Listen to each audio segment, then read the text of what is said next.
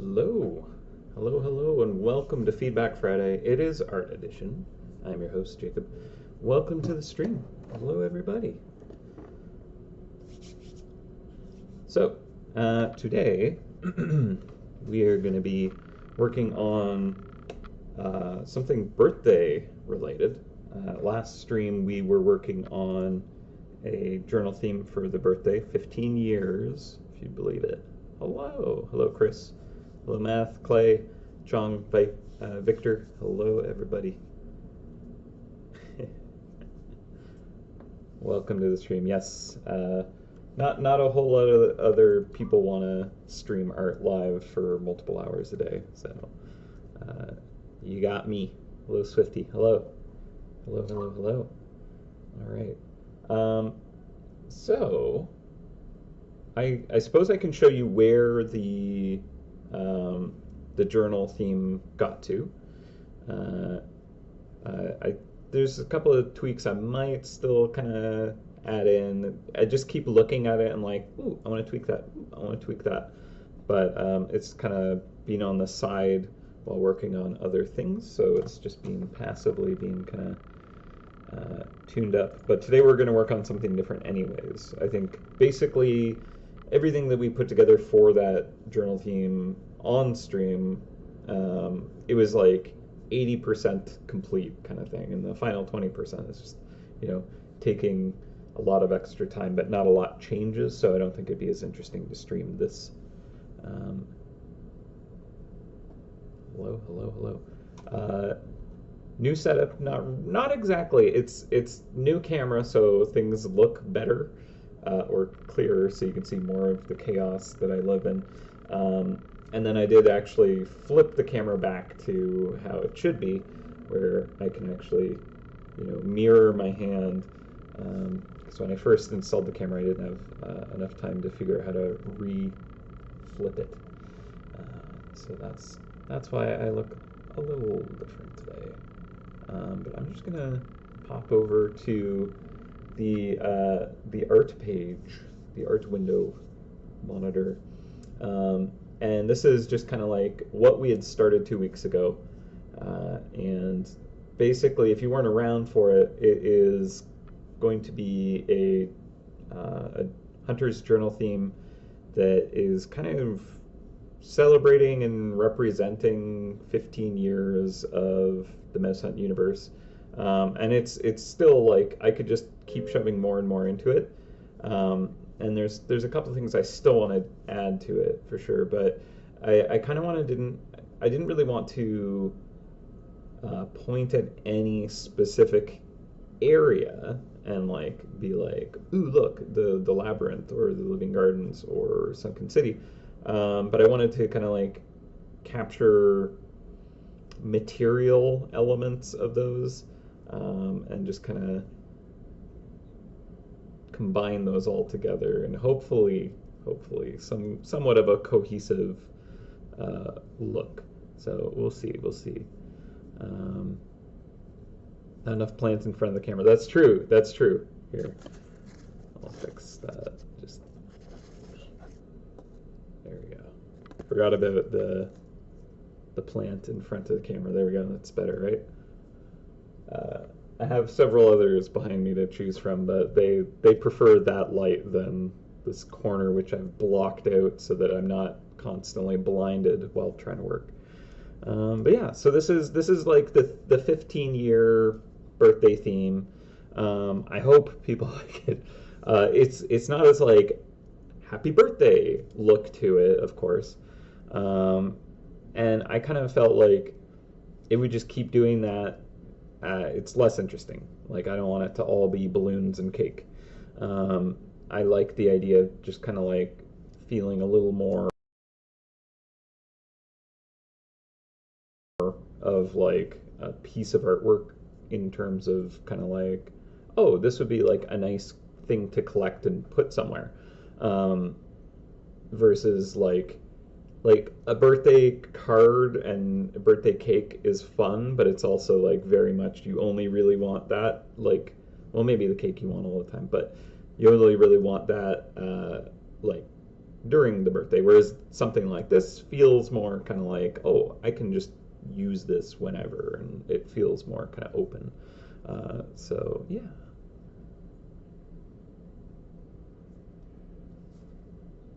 Right. Did the microphone cut off? Interesting. Wonder what's up with that. All right. Oh, does the audio sound really weird? Uh-oh. Uh-oh. Let me see if there's any weird discrepancies. Okay, so the audio looks the same there. Hmm.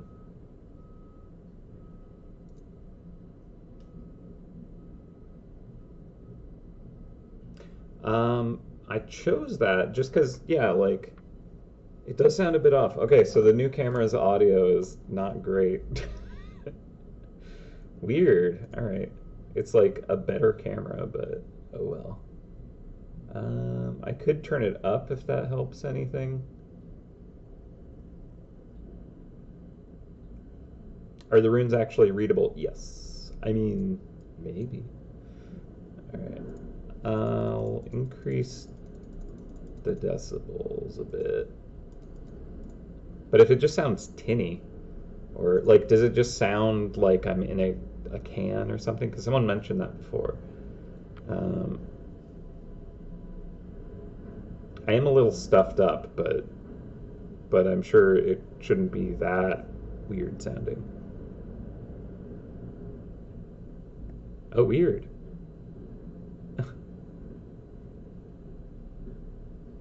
Huh. It's completely out of sync. Oh, gross. That's a bummer. I wonder how to fix that. I don't know.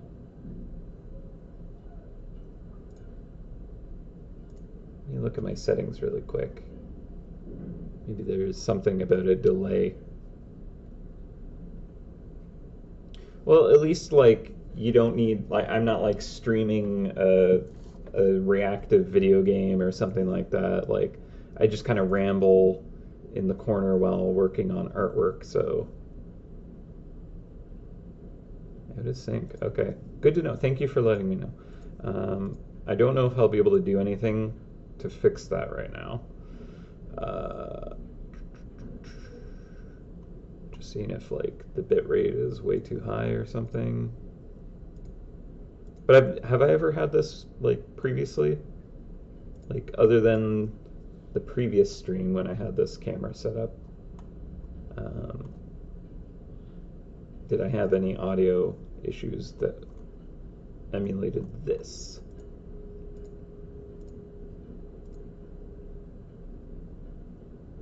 Just today? Okay. All right. Thank you.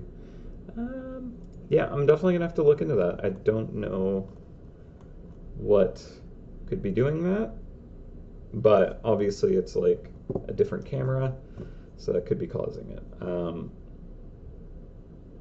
Fixes it if I turn the camera off and on again. Fixed it after lunch last week, but that's interesting. Like I could jump to my lunch.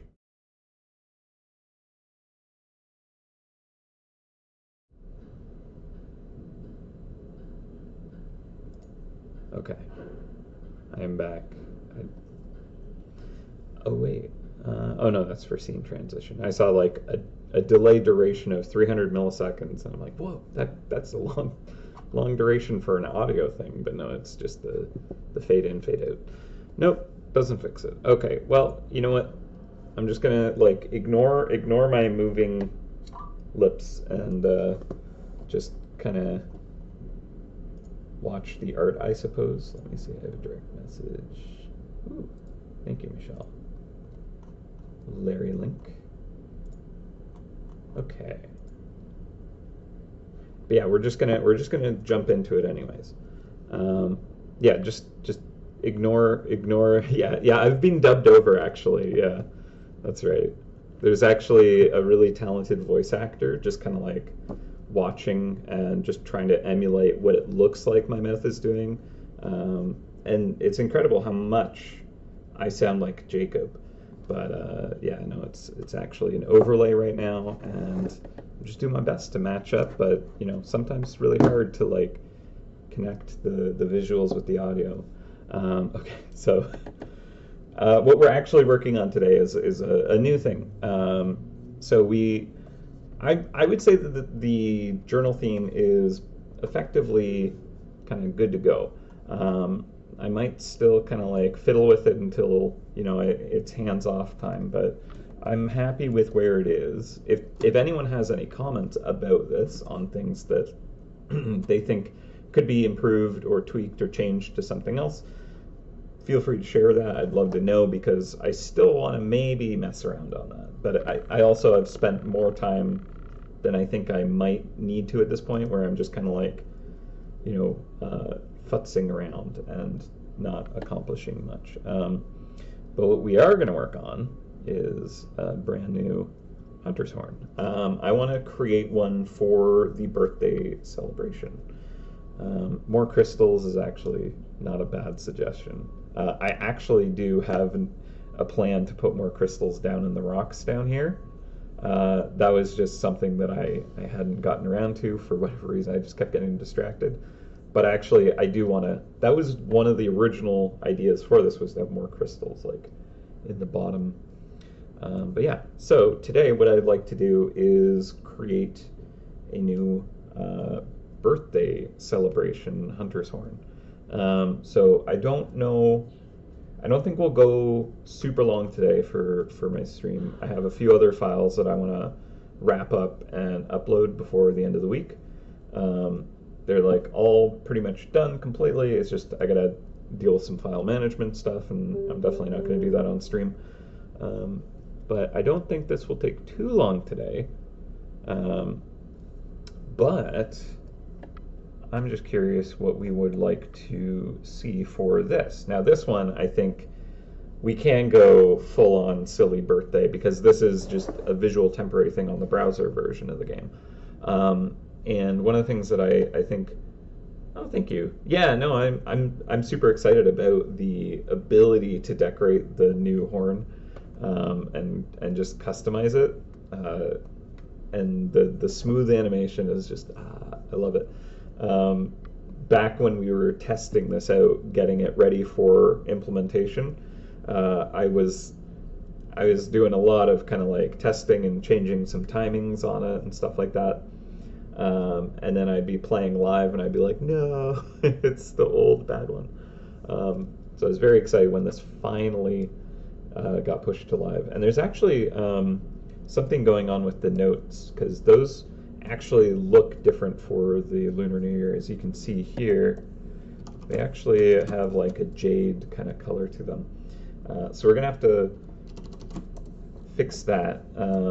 Because what I'd like to do, I think this would be fun, would be to like turn the notes into like confetti or balloons or something like that. A clown's horn. No clowns. Yeah. Yeah, exactly. Yeah. Balloons and confetti, exactly. Yeah. Some crystal theme. Okay. Yeah. Seeing as it's MouseHunt's crystal anniversary. Okay. Yeah, no, so on live it doesn't have those jade notes, unfortunately. There's something that's not kind of like grabbing the current notes. So Andrew's gonna look into that. I don't know if we'll have it fixed for, you know, the closure of Lunar New Year or whatever, because that's, you know, approaching. But for the birthday, I'm hoping we'll have that kind of like correct, because, you know, I think we'll decorate the horn, and even if it does the regular notes, it'll look great. But it'd be fun if it was like confetti and stuff. So, yeah, okay, all right. Let's see. Vote for a horn-shaped party popper. Yeah, that's a good idea. So there are a few limitations, and I'll kind of like show what that kind of looks like. So the horn itself must fit in this bounding box, and then the banner must fit within this bounding box. Okay, and the interactions between those two. If you're in browser and you have your horn ready to go, what I want you to do is hold down the mouse button on the horn. Like don't like just click it. Like press down and hold it, and you'll see how the squash happens, and like the stretch and stuff. And so there's like compression for the banner, more than the horn at times, or vice versa. And the banner has a little bit of sway at times. And so what needs to work is the actual like profile of the horn shape. So the slopes here, not in the drawing program when I hit my hotkey. So the actual like slopes here and the opening of the banner, they need to line up well enough so that when they like cross over each other and move around, they're not going to be like cutting through each other in really awkward ways.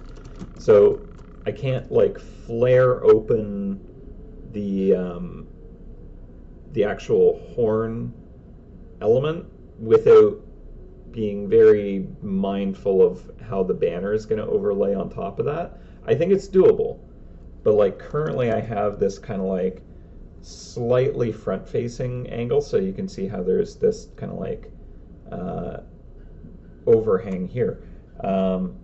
What's actually happening is this is a layer over top, and there's this kind of, cutout effectively. So if this banner, for example, were to slide, I'm going to deselect this banner were to slide too far forward, it kind of like has this weird, effect where it kind of like is clipping through it. And that's definitely aggravated by a more kind of like fluted or like opened mouth here. But that said, I think there might be ways to do it. So one of the ideas that I had is, instead of like this kind of like tabard kind of style banner, it could be like a draped happy birthday kind of, when you have those kind of like welcome home or happy birthday banners.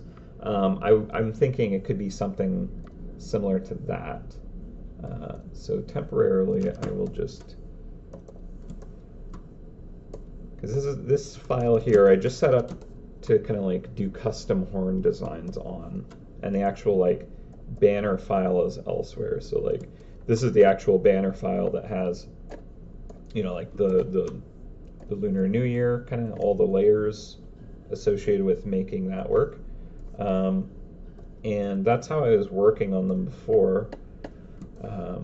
But I figure for something like this and going forward, I would like to be able to work on them all in one file and then just kind of export them properly. So this whole process has been a bit of a work in progress. Let's see. All right. So what I want to do really quick is,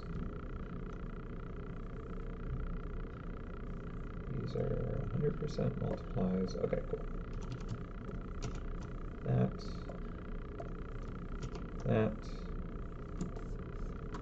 All right, sweet. And then these might get their own background, actually. Sorry, I'm just kind of doing something off on the side that doesn't make a lot of sense necessarily. All right. Good.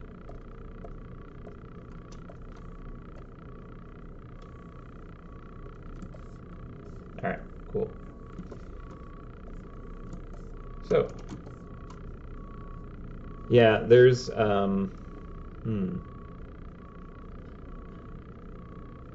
yeah, I would like to change the text just for this. Like, I'd be okay with it saying, like, happy birthday, or even, like, 15 on it or something.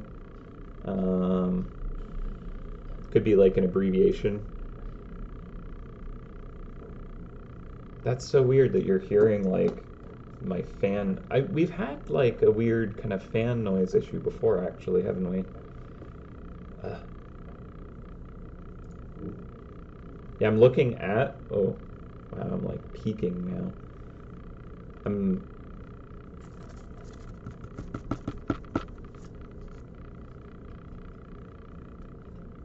So there is like a ton of construction outside my balcony, like very noisy.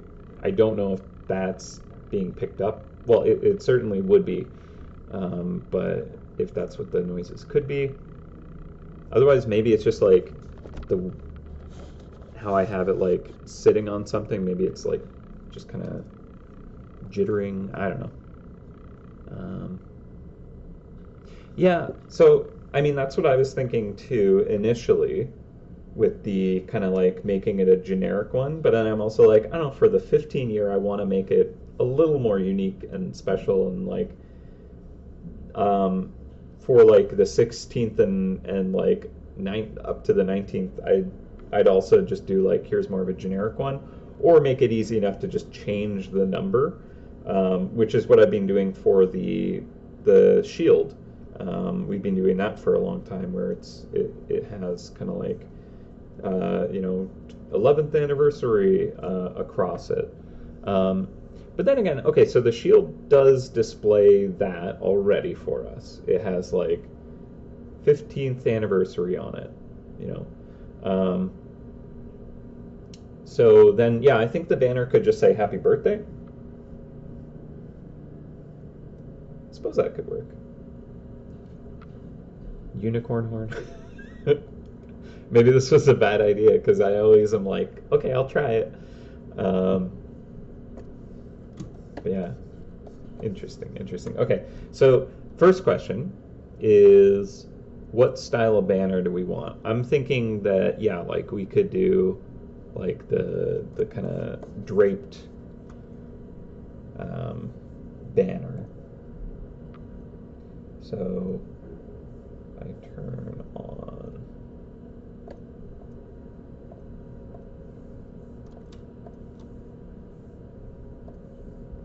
Put these up here. Okay. This kind of gives me the bounding box to work within. So, if I were to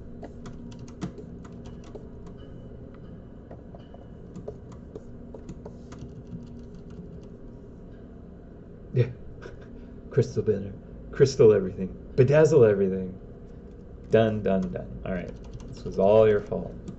Yeah, we could do. Like, I don't know how all this will work, especially with it like squashing. It might look really wonky. But we can try. Maybe it like dips down twice. So what I'm thinking is if we do this kind of like stringed banner style, the nice thing about these is if we change the profile of the horn to be like, like ridiculous kind of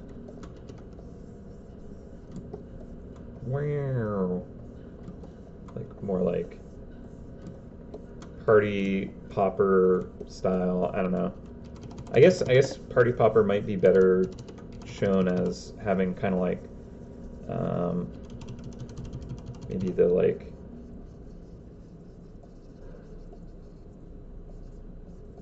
I should probably look up a party popper instead of just being like, it looks like a weird monster mouth.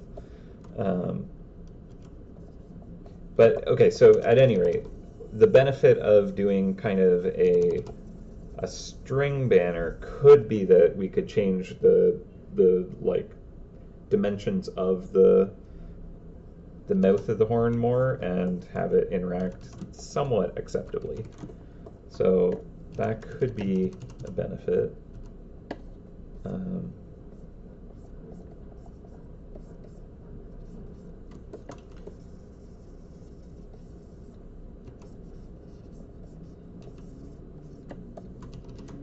It's also not filling the space very well either. Um, there you go, yeah.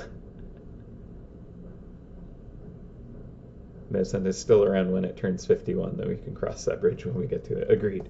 Agreed. Yeah. So the little triangle banners are like iconic, but you kind of like often have it be like happy bee, happy bee. Um, so either we do like lots of tiny banners, which I don't think is going to look very good, um, or maybe we, let's see, um,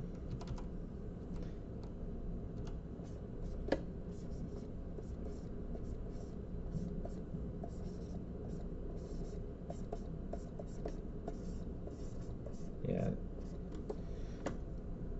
I mean, we could fit the text if we have to, but I don't know if I want it to say happy birthday. Like, it could just be a big 15th, and just like make this look like extra cool and pretty and like, wow, you're the most beautiful princess ever. Happy 15. Um, like beautiful, elegant swirls, because that's apparently elegant suddenly. And just kind of gold frill and crystals and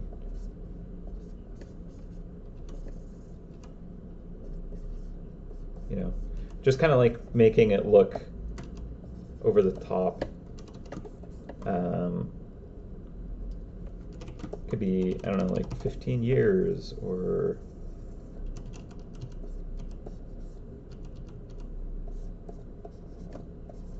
fifteen year horn.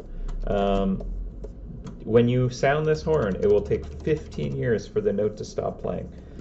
Let's see. Birthday. Yeah, there we go.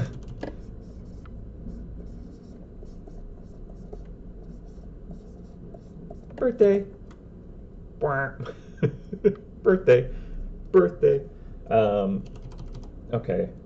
I mean, it could still be Hunter's horn, and we just kind of like it looks more party mode, which is good. I kind of, now that I think about it, I kind of do want to bedazzle the horn itself. That could be funny. That'll feel less generic horn if we want to just reuse it, though. Like, we could just hang confetti off of it, but I suppose that the banner is better for streamer style stuff because of the way it animates. It's going to have a little more of that kind of flow, whereas the horn is like just squash and stretch horizontally. Well, and I guess vertically, but there's no kind of skewing. So like having like tassels kind of trail behind doesn't work on that layer. Yeah.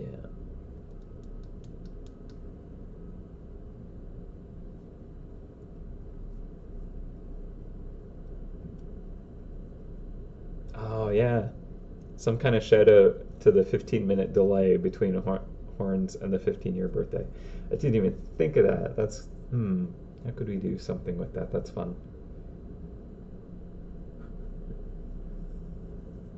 People have been sounding their horn every 15 minutes for 15 years. Oh my god. Toot toot. Doot doot. This kind of has like a cool Halloween vibe, actually. I want to like make this into like bat wings now. Give it like little fangs. It's the what was the name of that? the memory Halloween game slipping my mind now. Spooky Showdown? No. What is that? Yeah, no, it's not supposed to be Halloween. I just saw the kind of potential there real quick. All right. Spooky Shuffle? What is it? All right.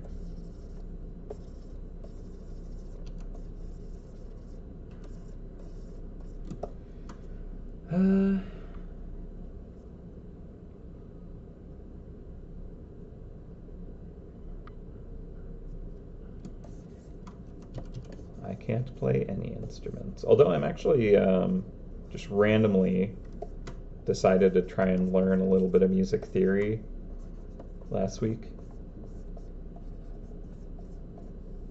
Just because my dad came for a visit, and he's both him and my mother are musicians, and so he was like really excited about the prospect of me finally learning about music.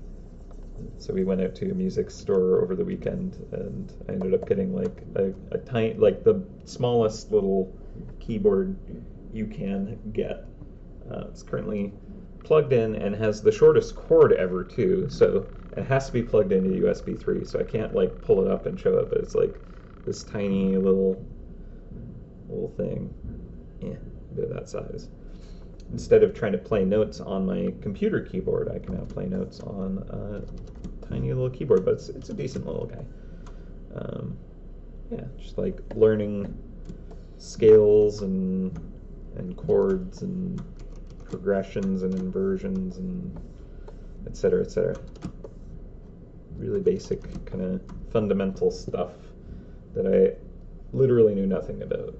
But it's really neat and interesting, and I'm bad at it.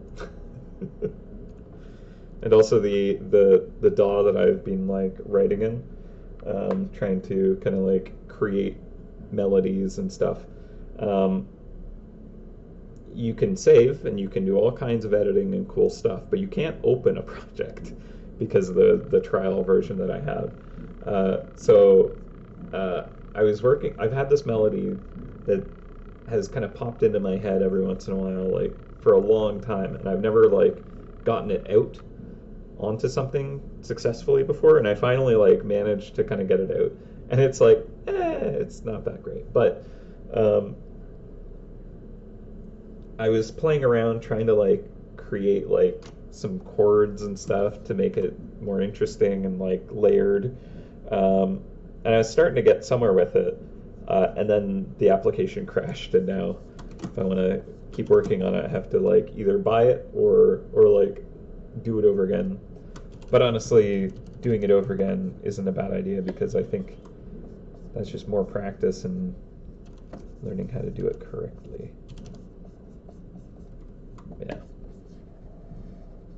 Yeah, my parents are both musicians. My mom grew up in a household where like everybody could play an instrument, and they had like a family music room where they would literally jam like at least once a week and just kind of hang out, and that was like how they spent time together and stuff, and it was super cool. And like any like big family get-togethers, we would have like just massive family jams, and they were so fun.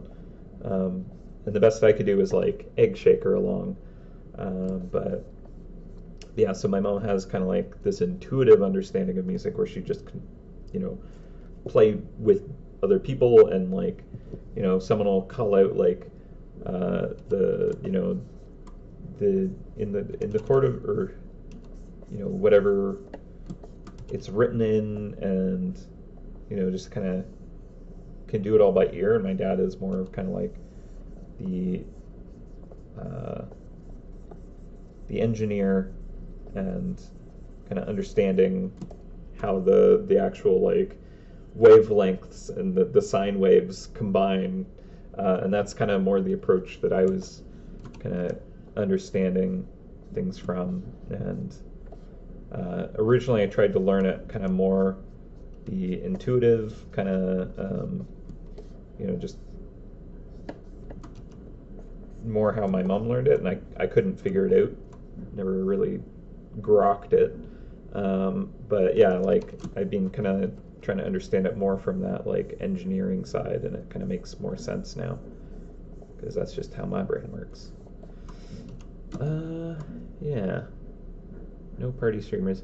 Um, Reaper is a free to use DAW. Okay, I'll check that out.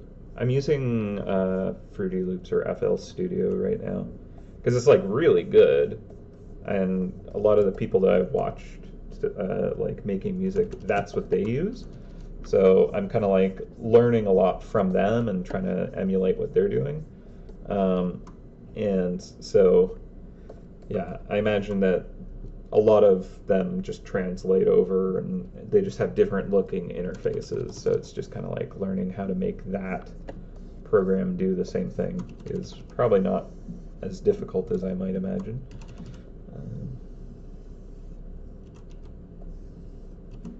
I've seen a lot of people also using Ableton. I don't know if that one lets you save without paying, but I might check that one out because that one seems pretty good. But yeah, Reaper, like honestly, just being able to just like put down some melodies and mess around is all I'm really looking at doing.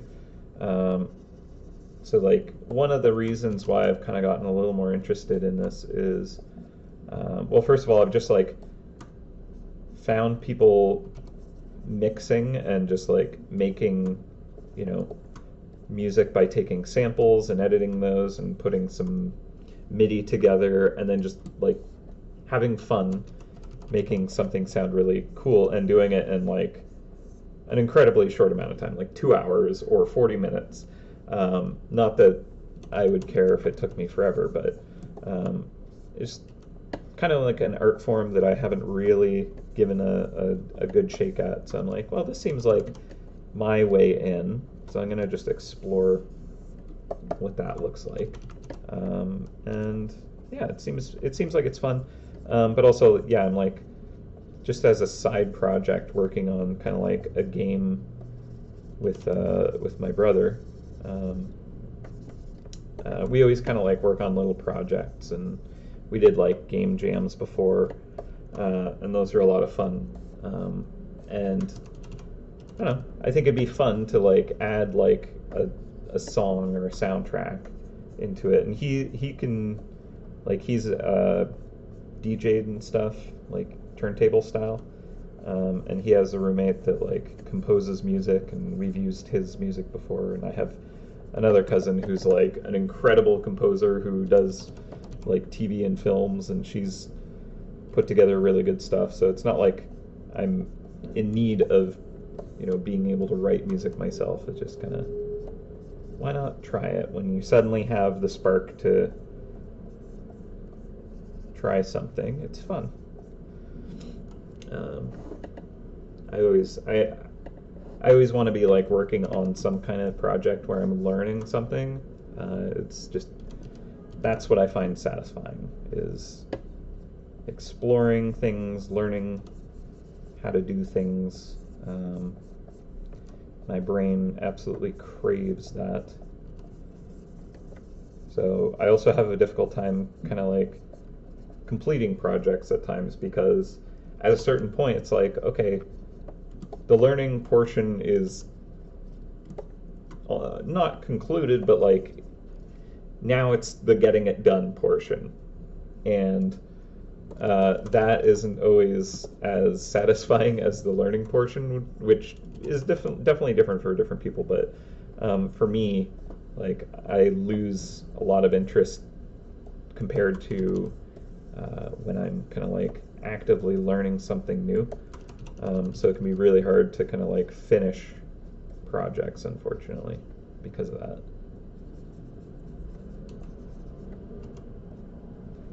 So just kind of having it be this thing that I'm just kind of messing around with to just explore. This is just kind of like a nice way to pick up a new thing and not like have like a goal currently, at least.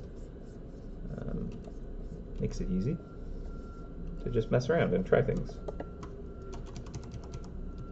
Okay, so I've just been kind of like riffing on this and just like letting whatever come out of the woodwork come out, not really thinking about what is happening with this design. But I just want to like make it more just kind of fancy.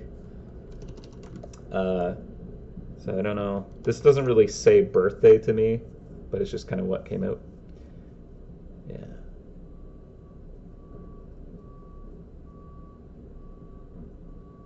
Yeah, no, that's such a cool way to work too, is just like experimenting, making a lot of samples, and then just like utilizing those. But yeah, like some people I've watched, they literally will watch like a weird video of like someone opening a door and it makes a weird noise, and then just like taking the audio of that weird noise and turning it into like some kind of crazy EDM madness. Um, it's really neat.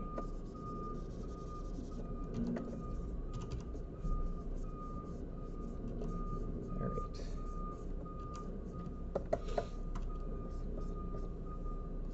Yeah, I should do more game jams. Should definitely do more game jams.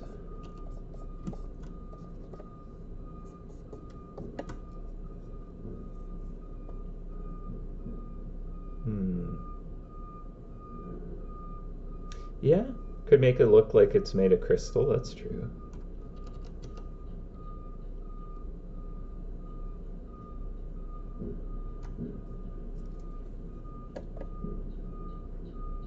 That one's so like wah wah looking right now. Um, but I'm thinking like maybe I could kind of emulate some of the triangle kind of banner feeling in this. Um, and yeah, if I am doing like this is the 15-year one, making it a little more special, then yeah, like putting the crystals in isn't a bad idea. I think it would be easier to crystallize the horn or put crystals into the horn than it would be to do that with the banner, I suppose. Um, but there's probably ways. So I'm gonna duplicate this because I kind of like where it's at, but I also think there's other things to try. Like I do want to make it feel a little more like a birthday banner. So like making these more of those kind of triangle banners.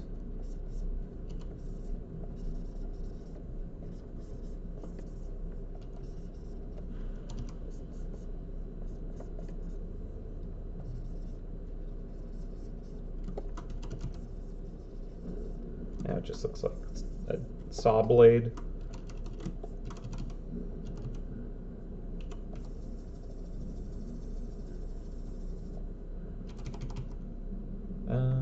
This could maybe be split down the middle. Yeah, it's because of the triangles, they feel very aggressive, and that's not really the vibe. Just kind of blunt those edges.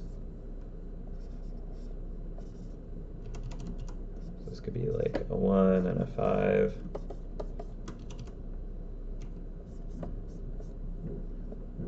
I don't know. Less sold on this one. Well, okay, wait, maybe if... What if this is more 2 layers, and the top layer is kind of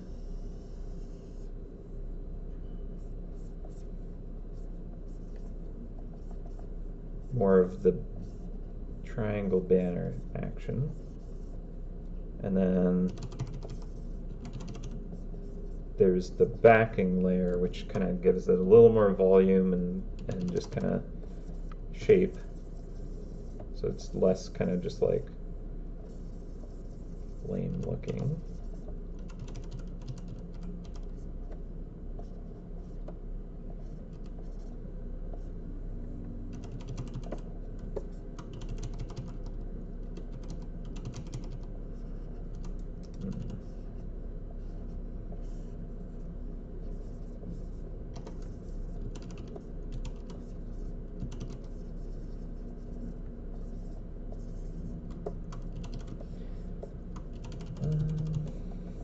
quite sure what I want that shape to look like yet. But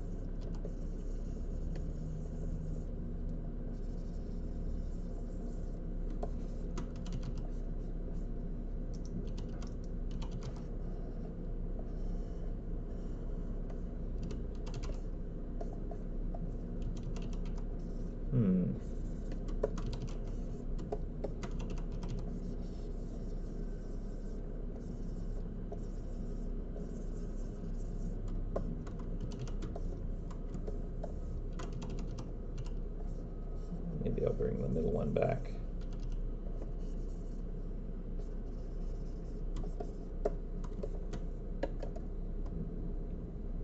This definitely looks much nicer. This one here. I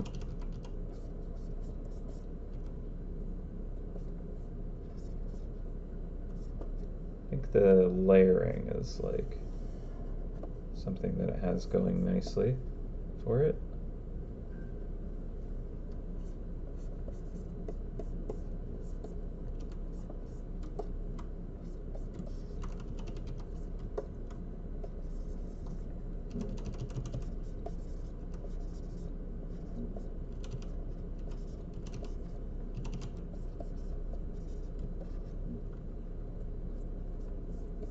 So I kind of like the idea of this being several things draped over.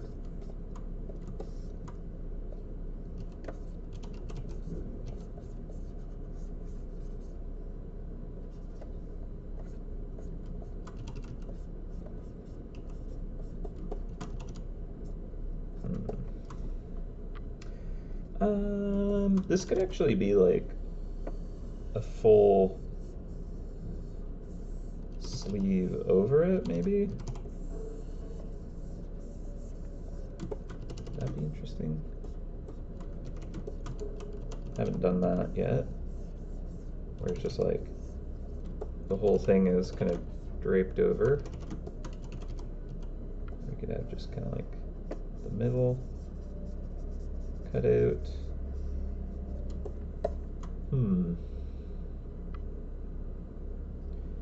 I don't know. So this looks more interesting. It's a little more royal feeling, less birthday feeling, but I think maybe the shapes here could work better.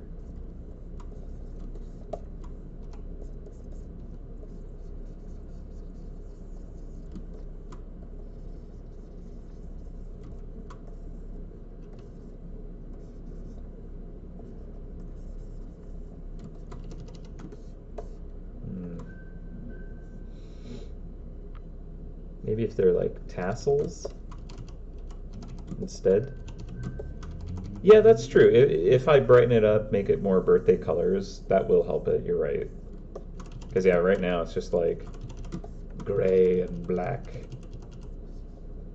But like, if this is more streamers and tassels, right? Hopefully that'll animate well. I don't get to kind of add in extra like drag and stuff where like the streamers are gonna kind of lag behind in a satisfying way in the animation. But yeah, this might look decent-ish, hopefully. Yeah, it seems like a royal feeling, exactly. Yeah. Okay, we could...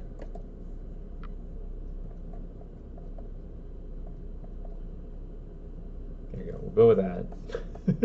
Happy birthday. I mean, technically, we could kind of like make these more fun too.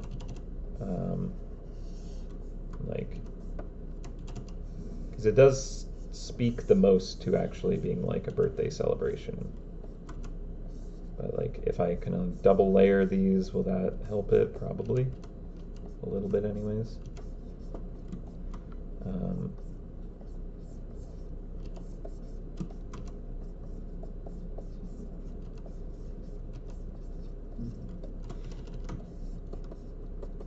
And like if it's like backed with just kind of streamers and stuff, like this might not be so bad actually. I think it was just so like empty before that it didn't really work. Yeah, these could just be draped over it, right? So, and do we want it to have a message in here? Like this one could be one big one, and it could be, ooh, it could be like the shield. That could actually look kind of cool.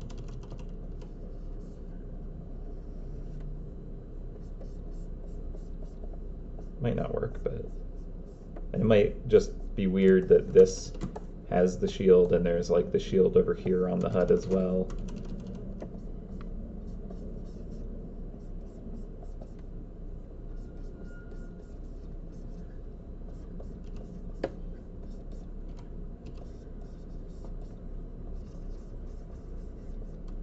I feel like a lot of the lessons I should be taking away from working on this stuff here is just like less is more.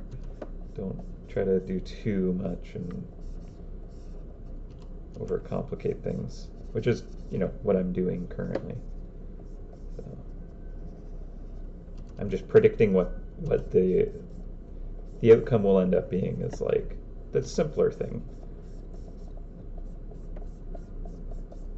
The less noisy, messy thing was the correct answer, most likely.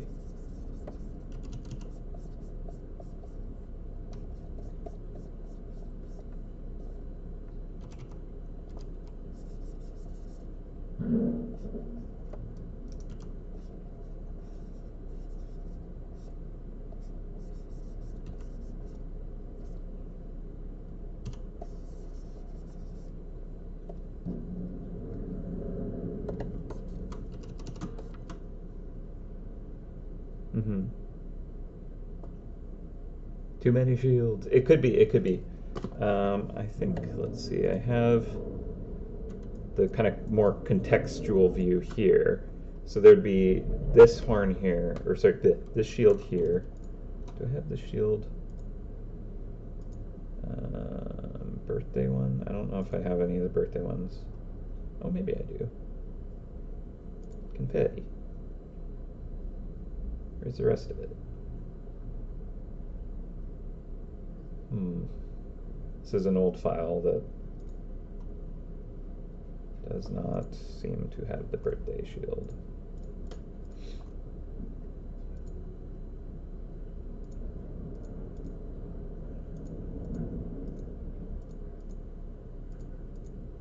Weird. Okay, I might be able to just import it. That would probably be useful.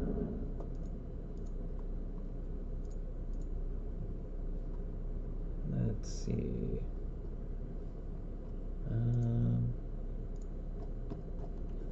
Wait.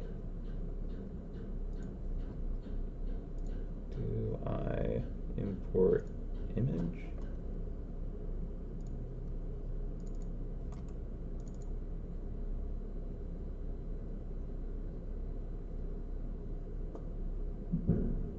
Shield overlay.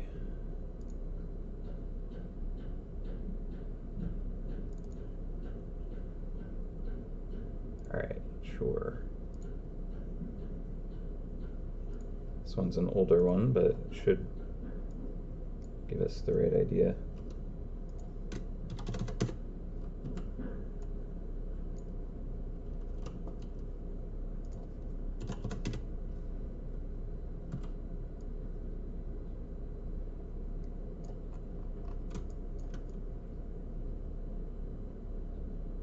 Low res and there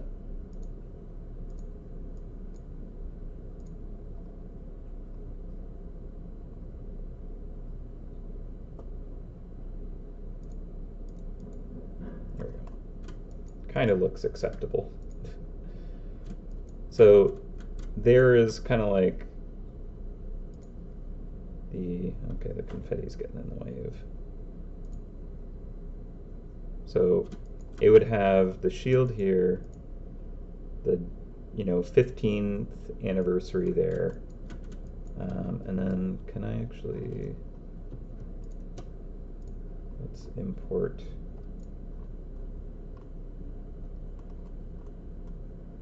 at the top here. This might look bad, but let's try it.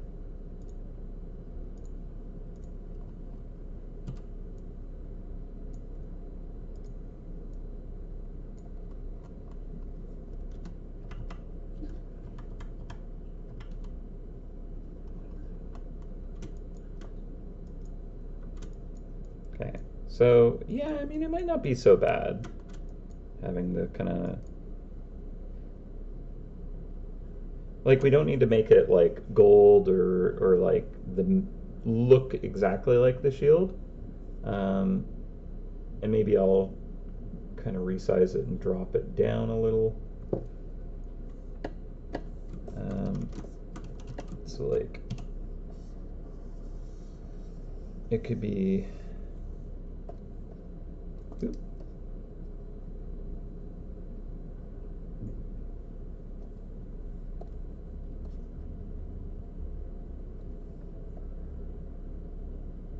I kind of like the other banners like linking up with it in a way. And then this can be in front of those a little bit more too. Yeah, so I want these to be a little smaller now.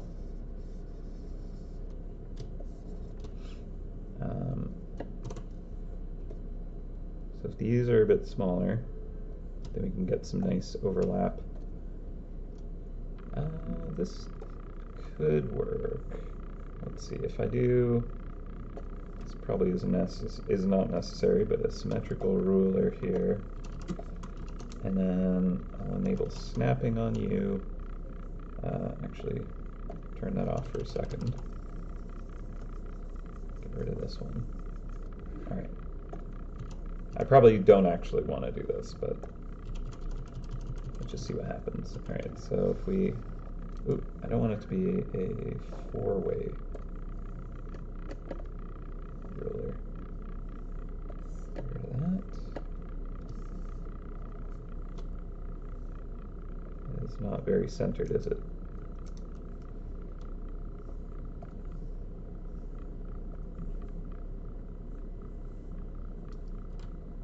Okay, well, I can deal with that easily enough. If I put this right down the middle of the shield.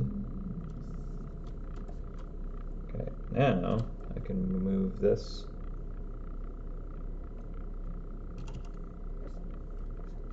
Yeah, it's going to come over quite a bit. There we go. All right, let's fix this.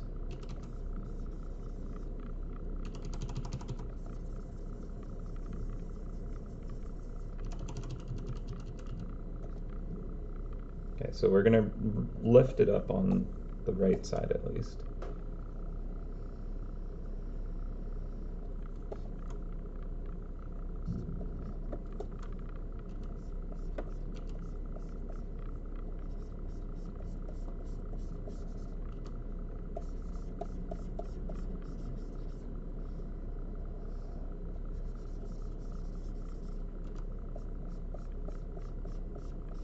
Symmetrical ruler is pretty cool, actually. Can do some neat stuff with it.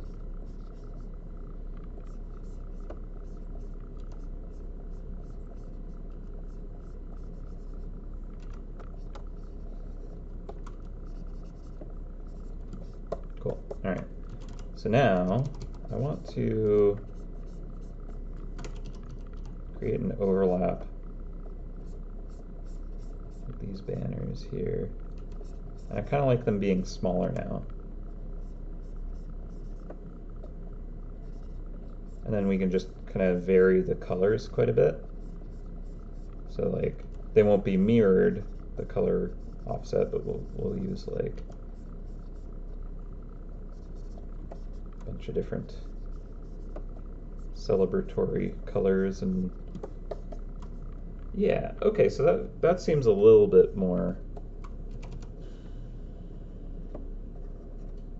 example.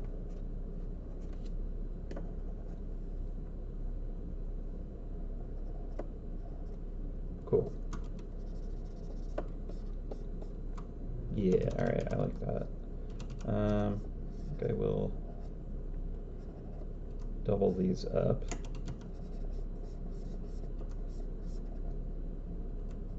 We are at 12 o'clock, so making good time.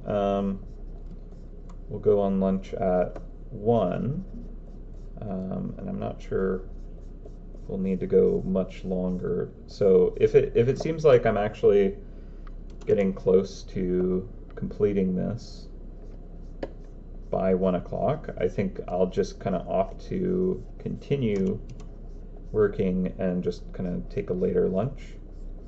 Instead of having like a full hour lunch break only to come back for like 1 more hour or something like that.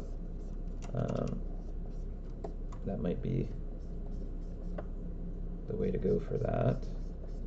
Okay, so I'm liking this better. This is feeling like it's got more kind of birthday vibes, and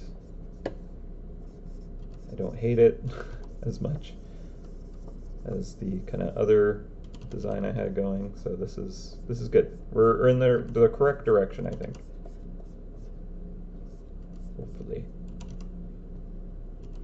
Yeah, so if I save this now, I'll just hide the background here, and then bring it into the rework here and hide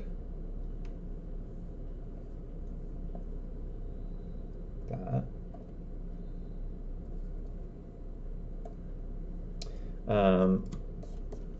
Okay, so we can kind of see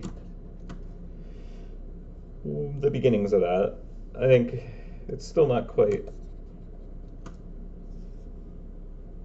the right shapes yet, but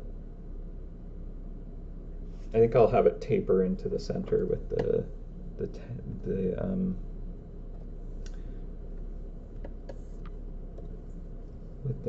tassels, whatever.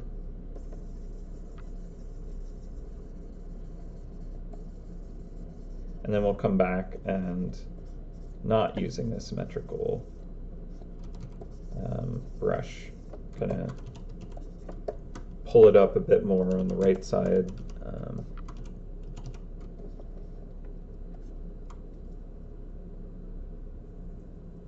Yeah, I think that we can do like stuff on these little kind of, if we want to add little details to them, we could definitely do that. I think kind of like simple colors is definitely going to be good for it. Now kind of like give that some dimension here.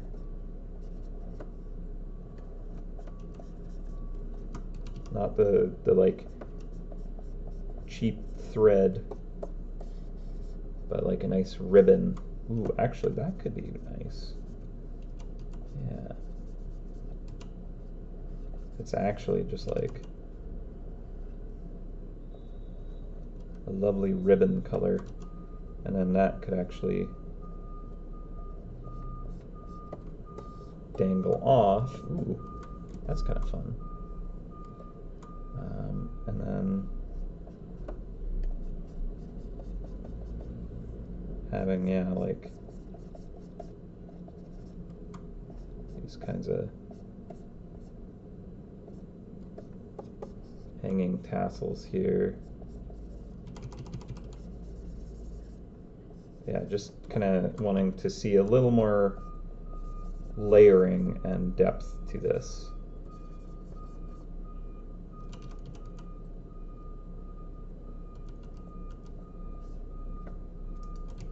Like, I don't know, maybe this is its own ribbon over the top, draped over it. Ooh. Oh yeah. Okay, that could be nice. So there could be like 2 different colors of ribbons, and the shield one could be like this gold.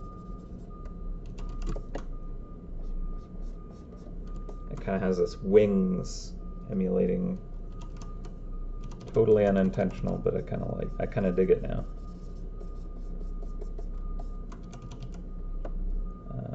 So these.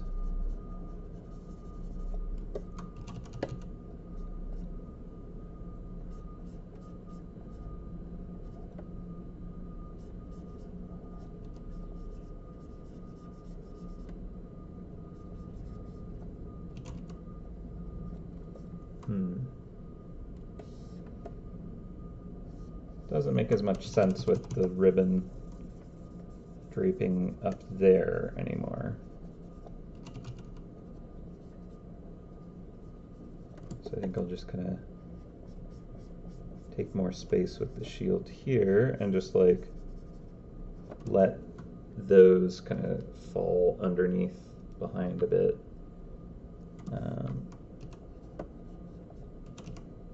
We'll broaden this ribbon out. Make it nice and sturdy.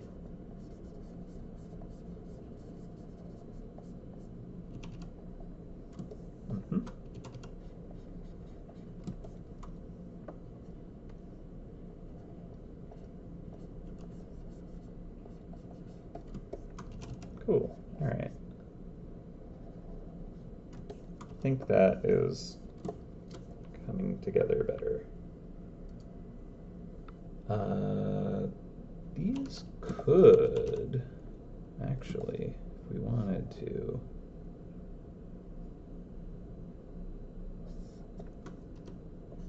I could make the ribbons kind of like link together below.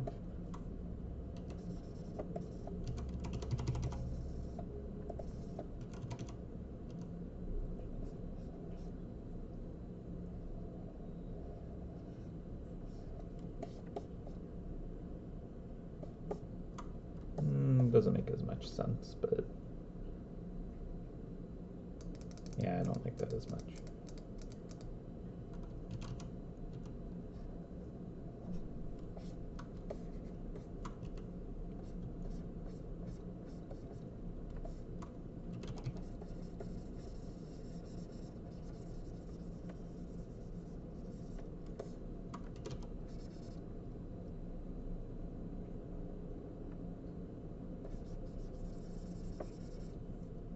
Okay, so this now will kind of drape down, have a nice catenary curve to it. I probably should have duplicated this layer when I was like, yeah, I'm pretty good with this now, and then make crazy sweeping changes to the whole thing.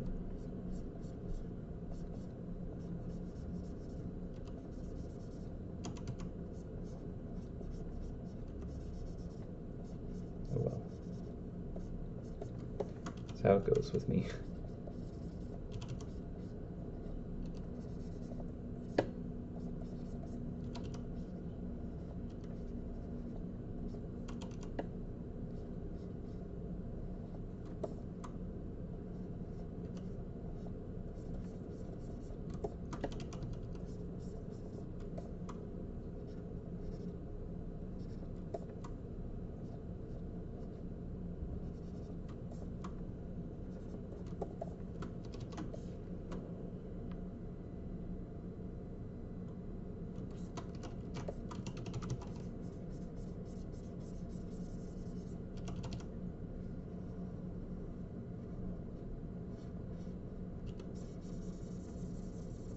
I don't want it curving in so much, just because when it's like animating and sliding around, it will look a little weird. So, okay, maybe the red, or like whatever the banner is that's linking these triangles is kind of more on the inside here. And then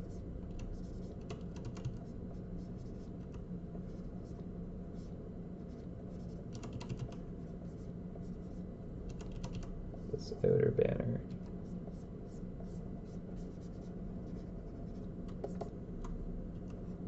And I'll kind of get out of symmetrical mode to kind of make each end feel a little more unique.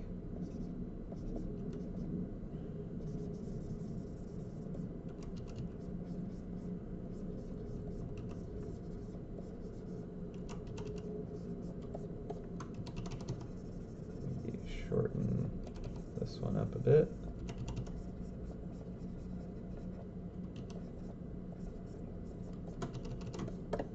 Okay, so I think that could look nice. I think that's interesting, at least. All right, so now if I remove the symmetrical brush, and then I can just maybe use the liquify tool, like pull that up a bit, push this out a bit more, just come in and clean that up a bit.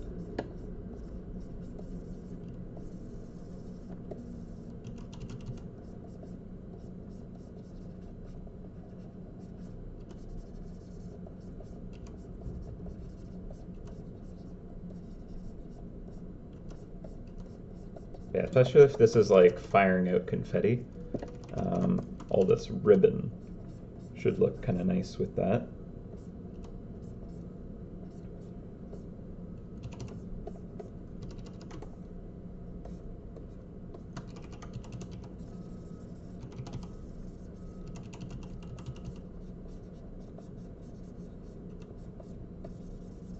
So much confetti everywhere in this game.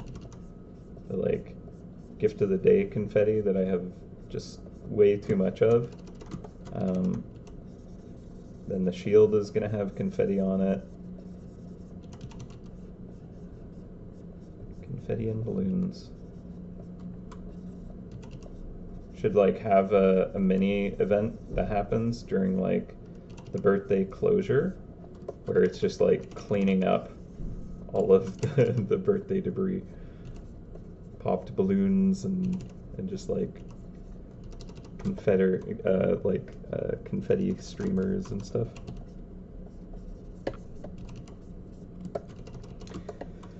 All right.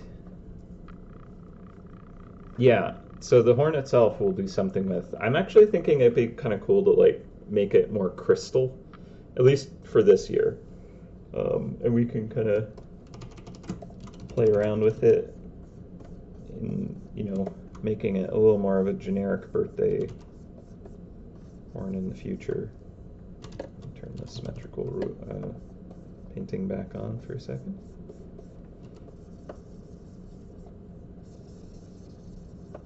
Yeah, because it's the crystal anniversary. I think it could be fun to like make the horn crystalline looking.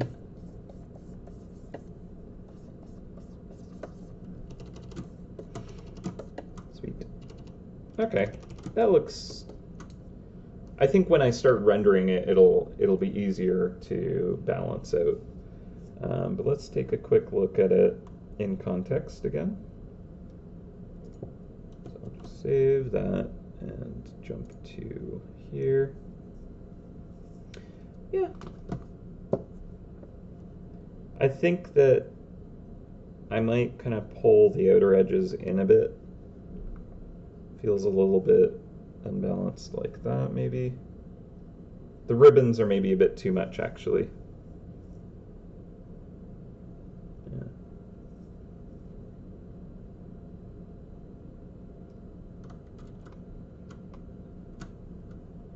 All right.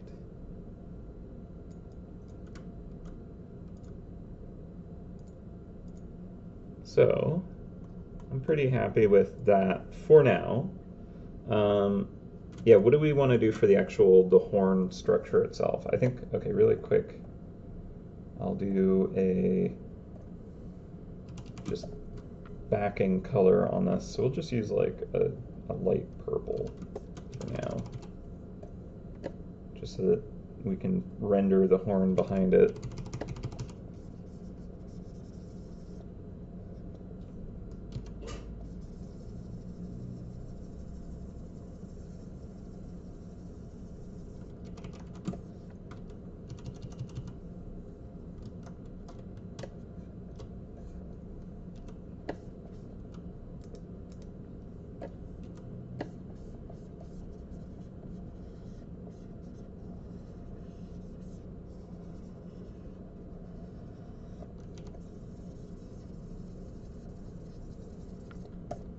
This like yam purple, for me, for whatever reason, is very birthday color.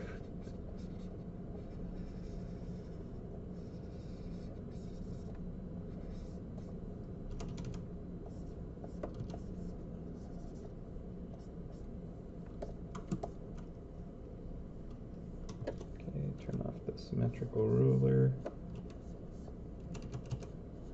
We'll clean this up later, but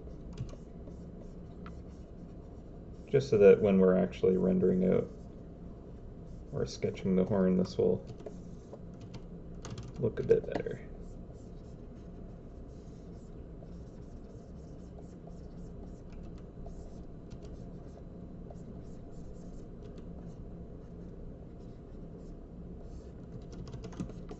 Cool. And yeah, we can still do things like throwing the tassels all over it if we want to.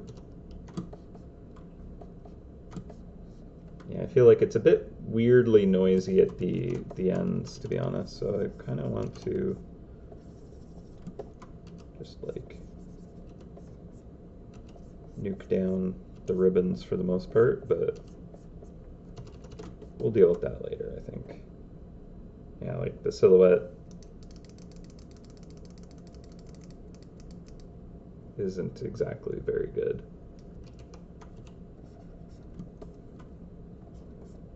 Talk about like Halloween bat. Yeah, we'll come back to this, I think. So let's take a look at the horn, and I can duplicate this real quick. Crystal.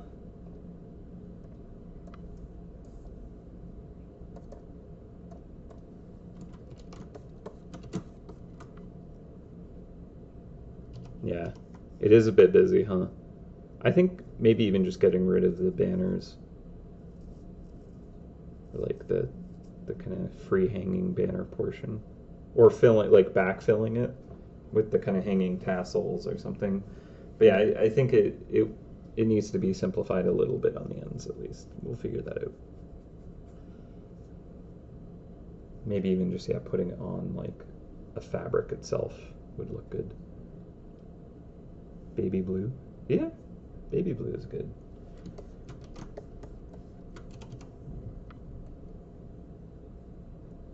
All right.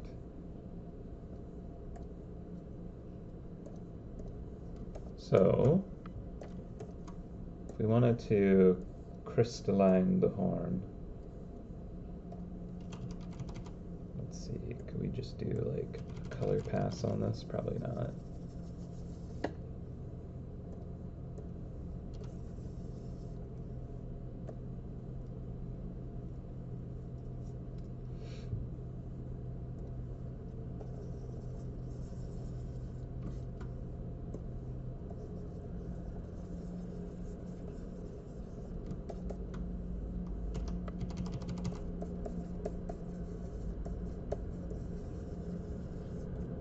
Like if I really wanted it to look like good crystal, I do a lot of stuff to it, like re-rendering it.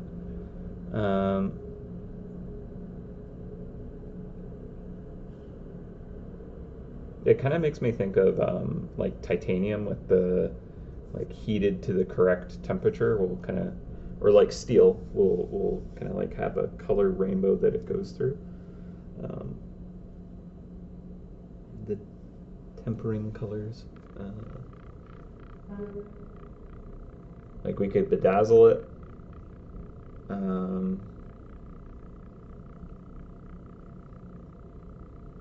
Just make it out of birthday cake. What if it's made of cake? Would that be too much? I kind of like, I don't know why I thought of that, but now I'm like, I kind of want to do that. Just make it a cake with like icing and candles and stuff. Although I'd really want like the candles to like animate properly. Oh, that'd be funny. Ruby red for 15.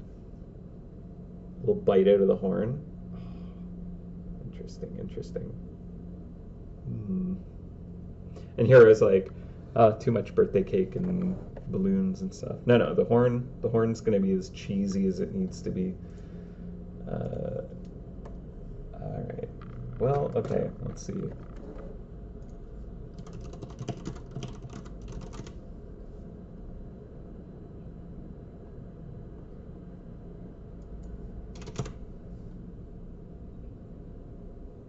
Like, I kind of like the idea of like it has all these details that are made out of icing. Is that too much? Might be too much.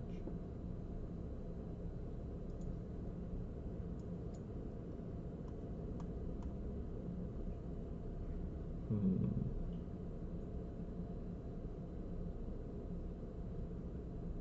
Like now I'm like rethinking it. Should the banner itself be like an icing thing? I don't know. It would look weird, just kind of like doing its animation thing, but stud some crystals around the mouth of the horn. Yeah, that could work too. Okay, I'm gonna also look up like a party popper.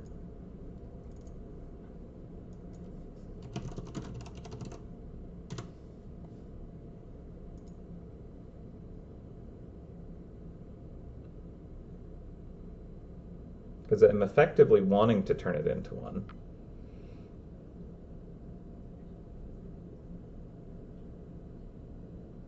By like replacing the notes with confetti.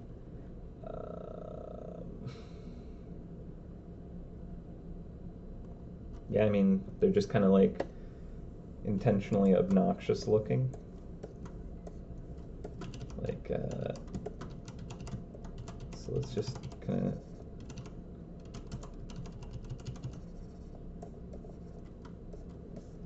simplify this material down to be more of a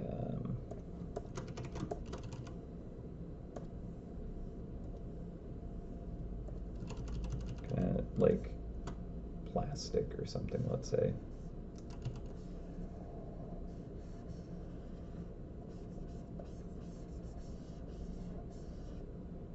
Like, I feel like the whole kind of like the crystal anniversary or whatever is supposed to be this like almost more regal and just fancy feel, but now I'm just like making it this horrifying.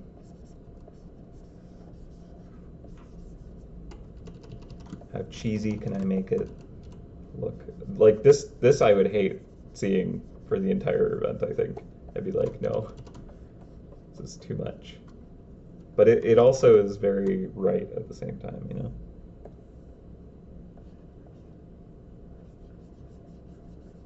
Like we could put like little stars on it. Like this feels more like a Great Winter Hunt if I turn this into a candy cane, you know?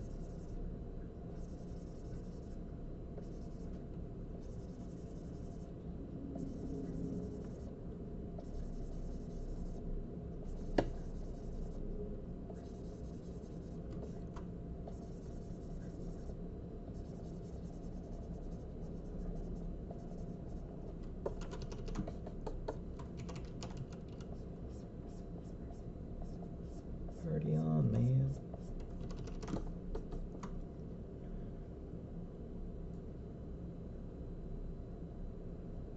Yeah, it totally has a Seuss vibe, doesn't it?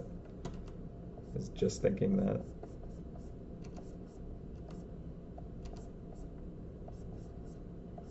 Well,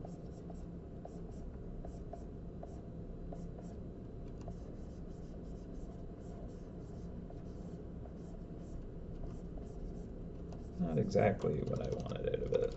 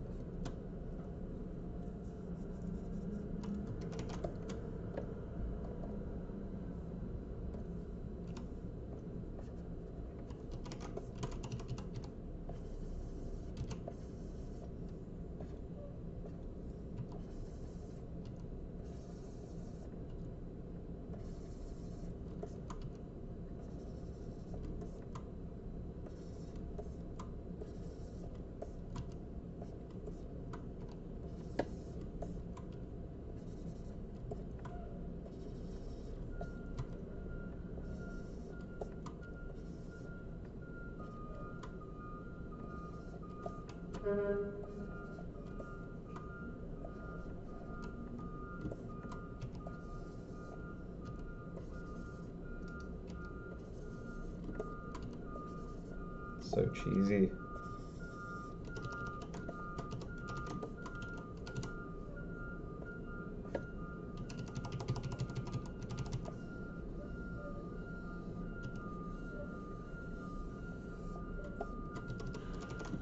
Gone too far. Yeah. Feel like it's a bit too much. Yeah, we can change the shape of the horn as well. And yeah, maybe thinner stripes. Like, we can very delicately change the shape of the horn. Honestly, maybe just the polka dots. Or not. Like, this feels like... Okay, so what I could do is kind of like really leap off from here and just kind of like make this feel like it's more, hello Charlie. Like give this kind of like crystal facets.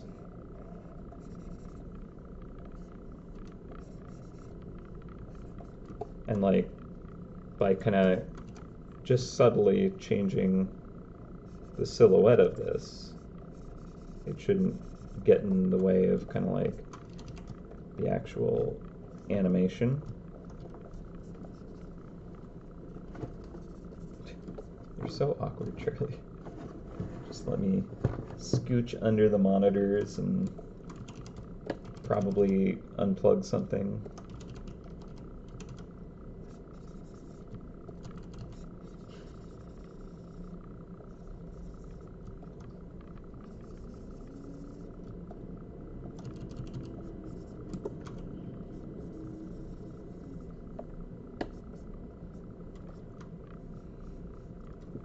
Yeah, kind of embracing more of the crystal, I think, might be the thing for this one. Just the 15 year. We'll do something different for other birthdays. As I said, I wanna just kind of like add a little bit of something because we don't have the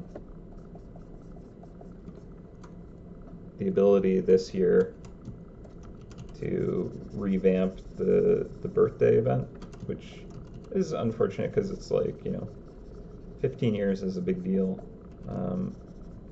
But yeah, we just unfortunately don't have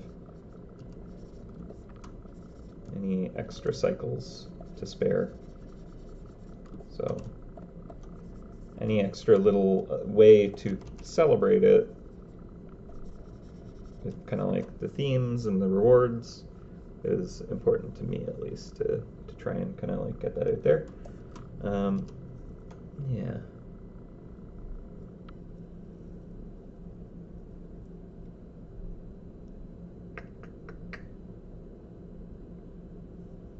Yeah, I don't want to go like too circusy with it. So what I'm thinking is like this will be more of like a regal kind of quality to it. Like the purple is just really placeholder color. I'm gonna warm that up and probably add gold and stuff into it. I want it to feel like we're really honoring and celebrating it. And so I think the crystal horn itself will be like a cool way to kind of like show that off. Yeah, let's see. Some crystal on the outer arc of the newt. Yeah. I like the nice thing is with the way the horn is animated, like I can play with the silhouette of kind of like areas that aren't where the banner is so much. Like the very front and the very back are relatively safe as long as I remain within this bounding box, and the banner shape here can actually interact in that properly. So I can't like widen this any more than it is, right? Because I can't extend the banner up here So I can't have the horn be like, this big flange, but like I can add kind of, crystal facets here, and that won't get in the way. So that's exciting, at least.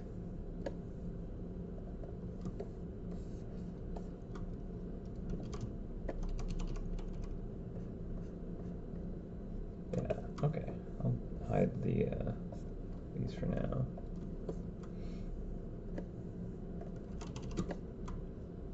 Yeah, no.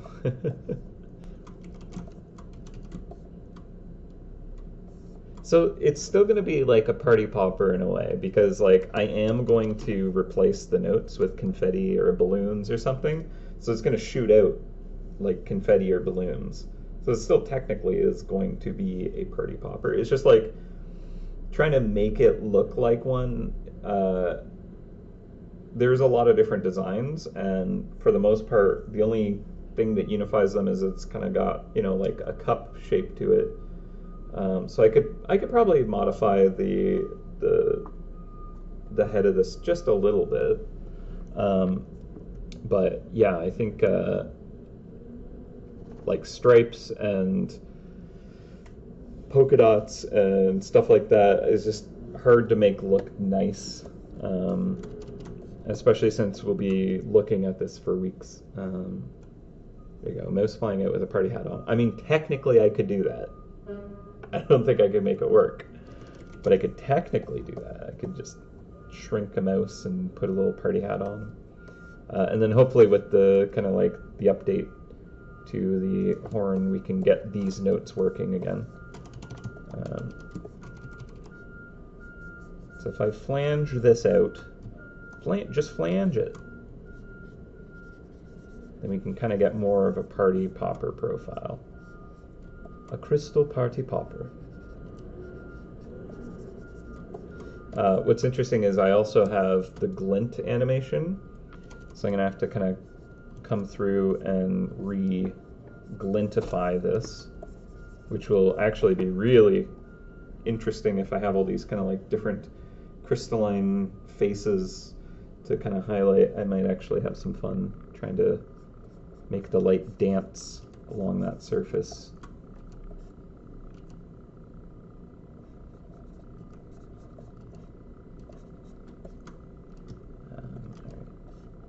So yeah, I can kind of broaden this out.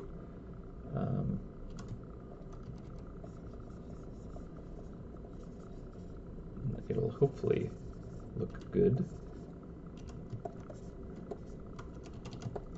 Hopefully.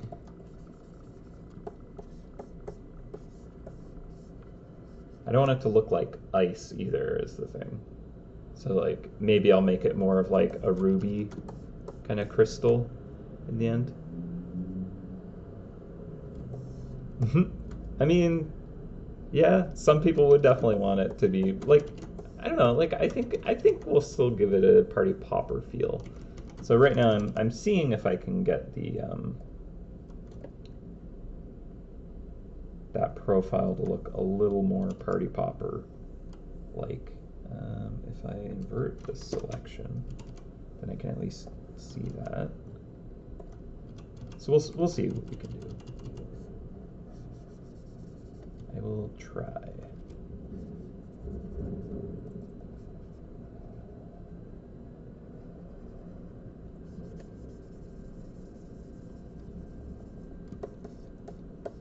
So like, does that? Because like I can't make it like really wide back here, right? Which would feel more party popper if it was more like that kind of silhouette, but I just literally cannot. And I don't know, maybe it is a case of just kind of having a stripe going along it. We'll kind of give it that party popping power.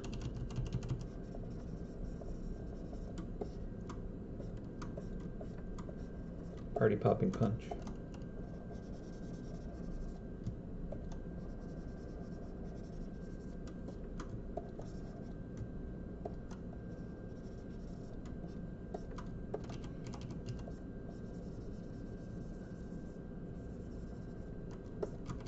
Okay, so it's a lot of purple right now. I'm thinking we want to maybe pull it away from purple. Like, let's see.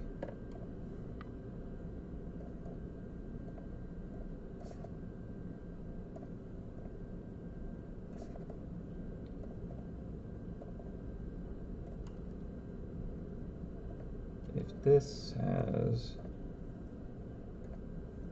more of a red,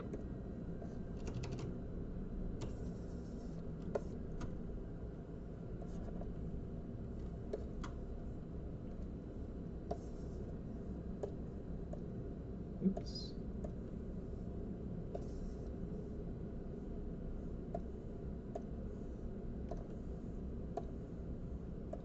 Oh, not saturation, hue.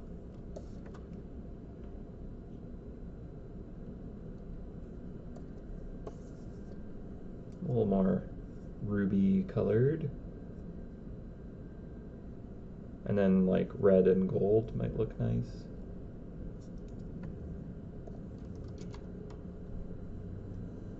I'm just gonna play with different colors real quick.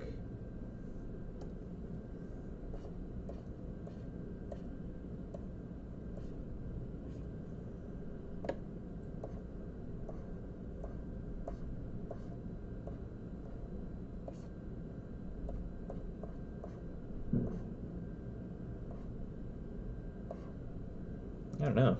Maybe that is a good color. Especially depending on what color we use for the banner, right? It could be like an amber looking kind of color. That might look nice. Yeah, blue and teal, little pops of color in the facets would be good. Yeah, that could be nice. As long as it doesn't feel like it's ice. I suppose that's kind of like a little bit of the concern, as it'll look like the Great Winter Hunt horn or something like that. But I think I can avoid that. Like, I think for Great Winter Hunt, I like the idea of like a candy cane, or it could be made of ice with snow on top of it, or all kinds of different things, right? And maybe this just has like a nice kind of gradient to it. There's some like crystal formations that actually have like a rainbow coloring to them. I think there is what is it called, like watermelon something, and it's got like a really cool like tight range of color changing.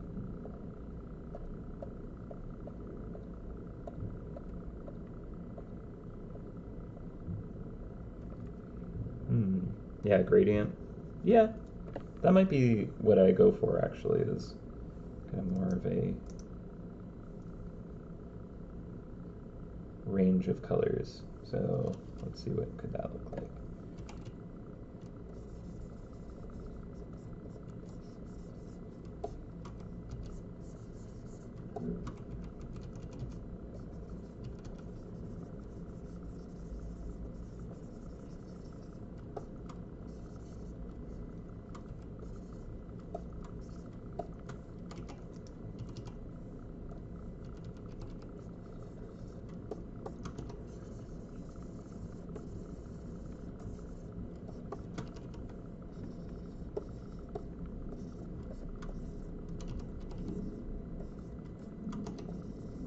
I don't want to go too overboard with the color variations, but blue and pink is kind of nice.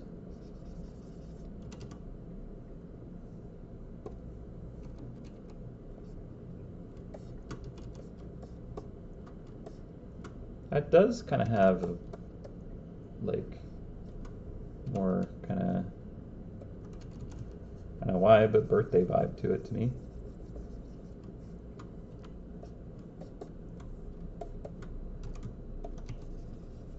Some kind of crazy cake activity going on there. Yeah, it kind of makes me think of the cupcake event with like the pinks and the blues and the purples and the just Like, oh, now I'm kind of like, should it be icing though? That would look weird. And it might not be understandable unless there's cake in context to the icing. So I think we could still go with the crystal route, and just be like, this is a one-off for this one event, just to make it a little more unique and special. Because if we can't redo the event for this sake, I could just spend a couple extra hours and kind of make it a little unique. I was there when there was the crystal horn kind of feel to it. Maybe I make it a, I don't know. But that might be okay. I kind of like that potential. What do we think of this?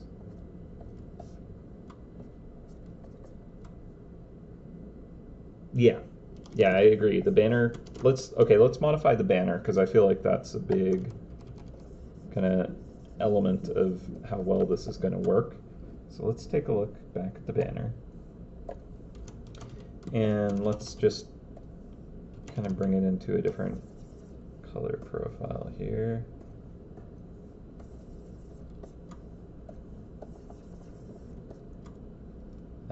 So I kind of like the idea of there being like a gold banner here.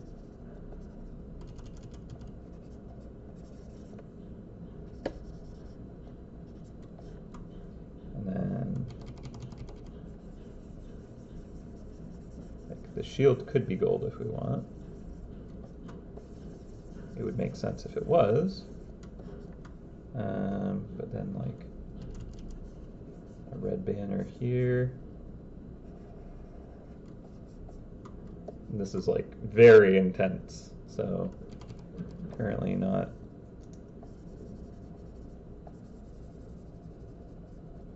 sold on it. But I kind of wanted these to be like different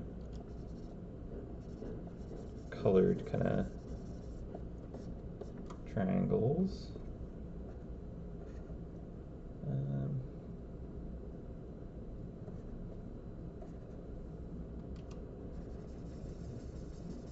Like I guess one thing that like a birthday party has is a lot of colors. So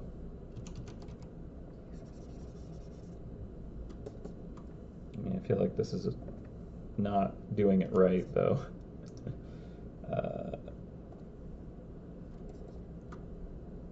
It's very noisy. Get the pink back here. Then do one more green over here. Okay, and now if I like bring in more of this kind of like white here, this might actually help kind of bring it back a bit.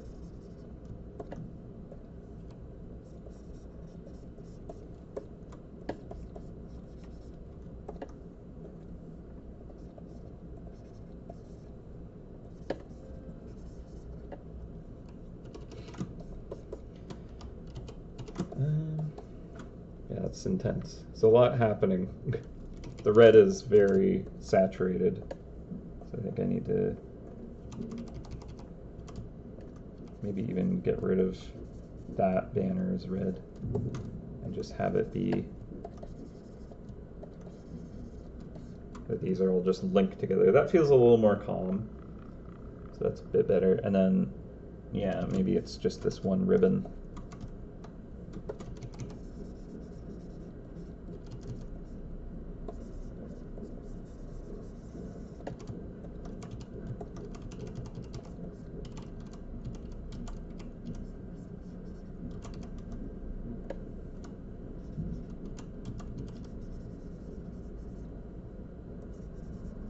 Actually, I'm not even sure I like it dangling off the edge at all. It's kind of distracting. Like if it just wraps, and then there's more like just kind of confetti hanging below or something.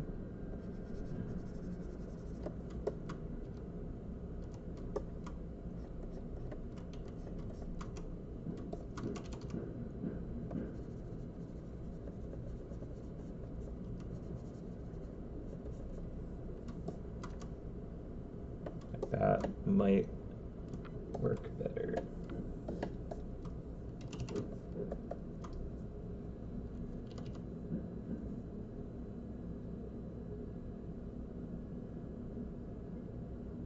Red ribbon. Oh, okay. Green does kind of go against the horn. Yeah, let's see. Watermelon agate. Yeah, that's what I was thinking of.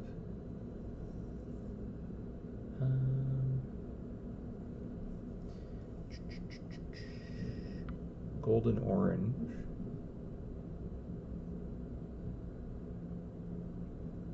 Yeah, okay, so the 15th anniversary color is red. Red ribbon works. I think that'll look nice if it's more unified too. More pastel colors would be nicer for the banner. That is kind of more like what I think of for birthday banners, isn't it? A little more kind of muted down. Yeah. Okay. So we could have it be like the red pop with the banner, or it could be more kind of like it's all kind of like played down a little bit more, and then the horn itself is this thing that kind of like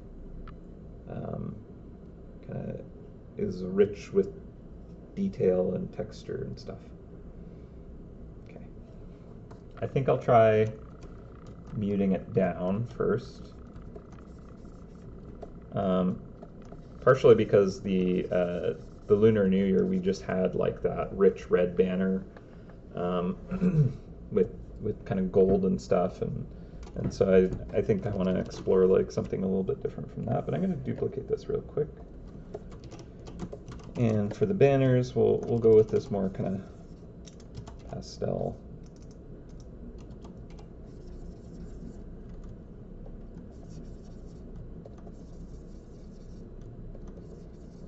But we can still keep that shield more as is.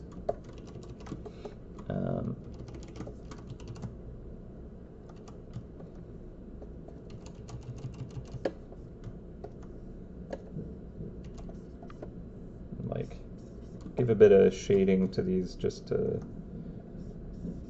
make it kind of pop in a nice way. Gives it a little more dimension. Nice and quick and easy like that. Sure.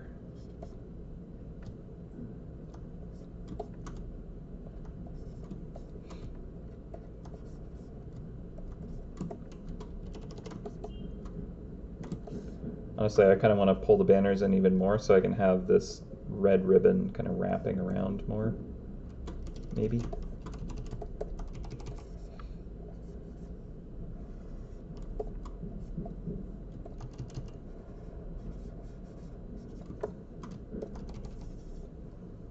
So I think I'll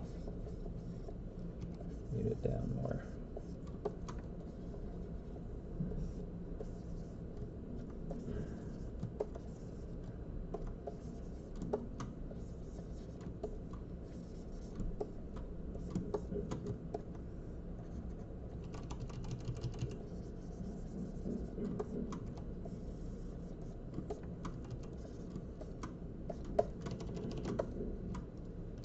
So that's not too bad.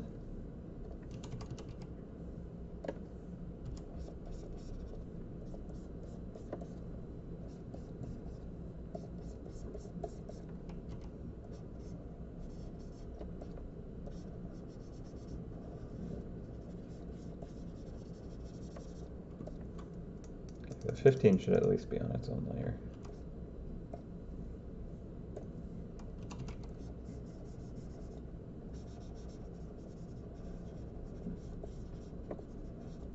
Definitely be redoing this.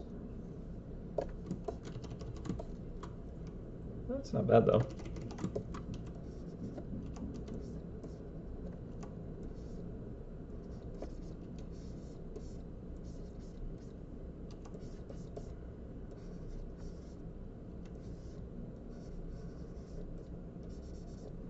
Use an actual font, I imagine.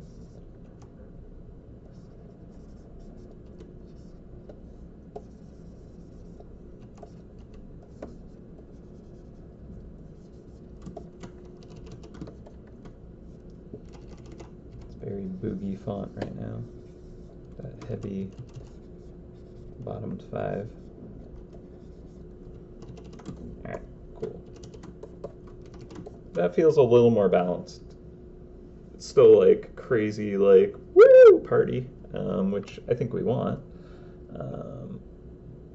But it's a little more subtle, at least. A little. Yeah, the kind of pastel versions of those banners, I think, helped. I might kind of put a backing on them still, or them on a backing more so. Let's take a quick look at how it looks in context. Alright, that's a little more kind of acceptable, I think. We got like a lot of these kind of colors to work with that we can bring over to the horn more so.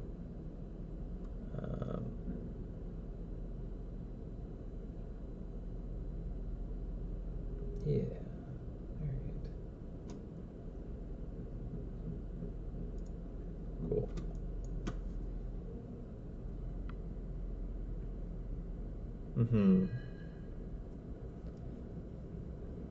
Yeah, the pastel isn't so bad. That was a good suggestion. Alright. Yeah, and like as I kind of like refine it, because right now that's just slapped in, I should be able to make that sit nicer. Just kind of like tweak colors and all that. Yeah, shinier, more reflective for the horn. Refractive, even. Yeah, make it more see-through kind of quality to it. I like it. I am down. All right, let's play around with the horn. Let's have some fun rendering crystals. Which are definitely very fun to render.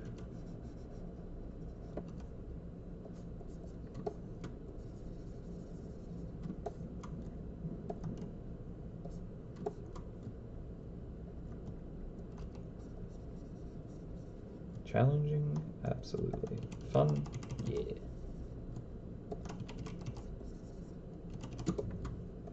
Okay, I actually need to like flatten this down, to be honest, if I'm gonna like render this. I think, because I want to apply this to basically all the layers below, because like this is my color changing layer here, right? So I need a feature that I can just kind of like click this and it applies to. Oh, all right, Charlie, fine, be that way. And it just like applies to everything I want it to. All right, I just duplicated it a few times. That was fine. Merge that down. Yep, that worked. And then I'm not using any of these.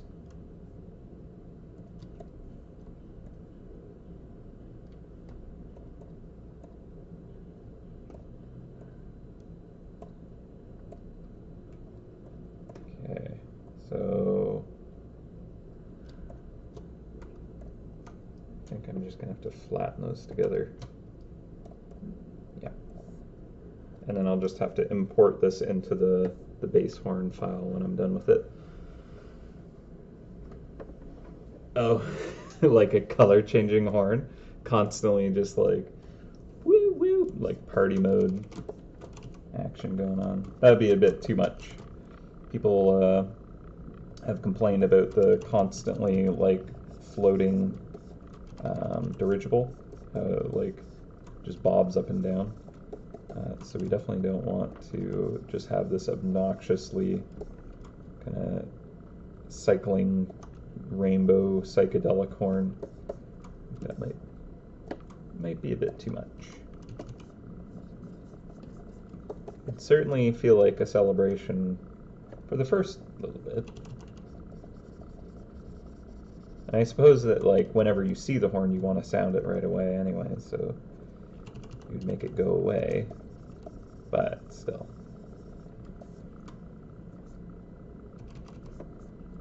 Like, people would take issue with an RGB kind of constantly cycling horn.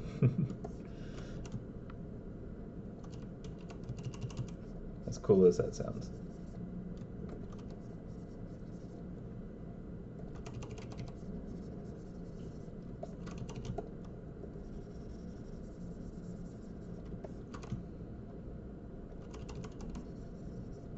Yeah, I do dig the kind of like weird color variant in this potentially. I'm not like totally there yet. I don't think I've nailed it yet, but like I see some potential in this. So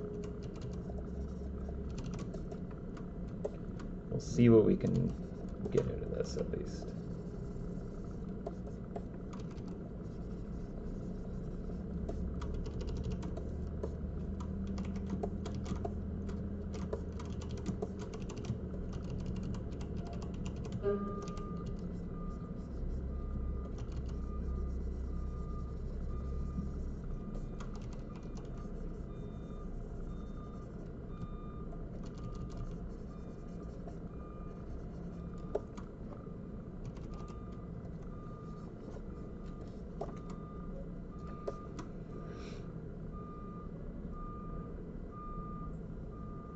I mean, it would be additional work.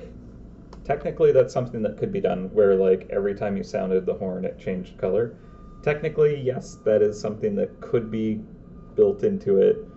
We are not going to be doing that, though, because that's like doing probably pretty severe modifications to that code. And right now, I'm just kind of like able to do this because we've designed it so that we can kind of like replace the assets of the horn for the event and just kind of give it a new look temporarily. But like something where it's just constantly changing every time you sound it is not something we've built into it yet. It's an interesting idea though, so I will keep that in the back of my mind for if we're ever like, this would be like, let's add more functionality and cool features to the horn. What could we do? Because I think that could be a little more fun and interesting.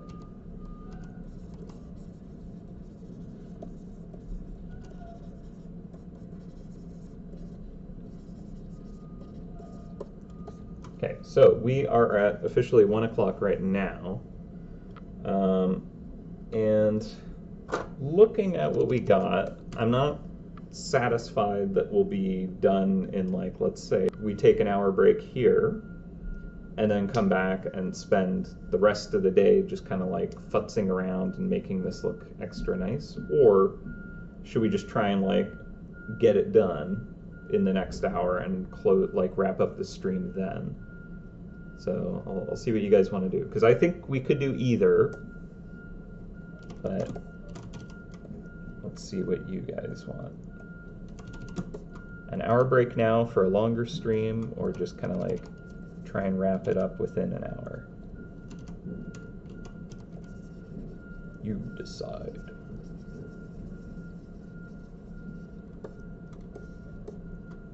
Go eat.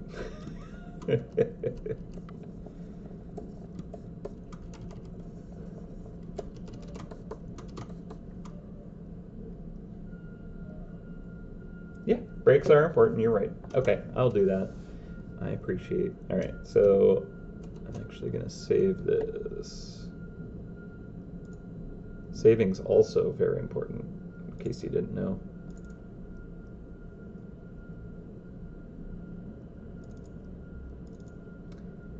Okay.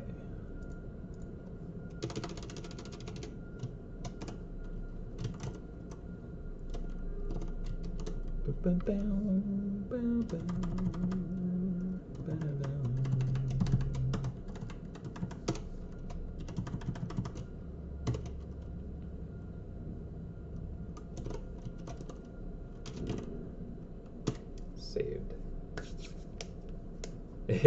No, no, you are not owed 8 hours streams. This is true, but you know, I feel like I could work with either option. So I just wanted to give you guys the opportunity to shorten the stream and get it all in one, or we'll do a little break as we do. All right, so I'm gonna go on lunch. I'll put up a timer so you know when I'm back. I'll be back at 2 o'clock. Hopefully, my audio will resync itself magically after an hour of not doing anything. Um, Shoot, I did not have a time lapse going for this, unfortunately. So anyone watching VODs are just gonna have to skip through the video or whatever. But it is what it is. All right, I'll be back in an hour or less than an hour, just slightly.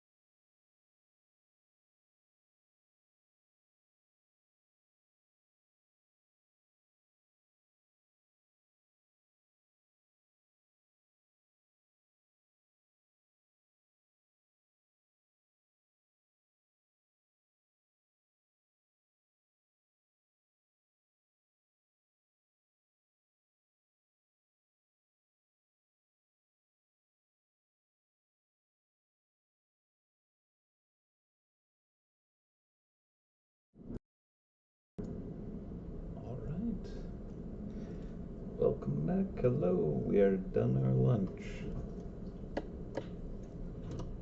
Hello, hello, hello. All right. So, let me grab a Larry link for everybody here. Copy.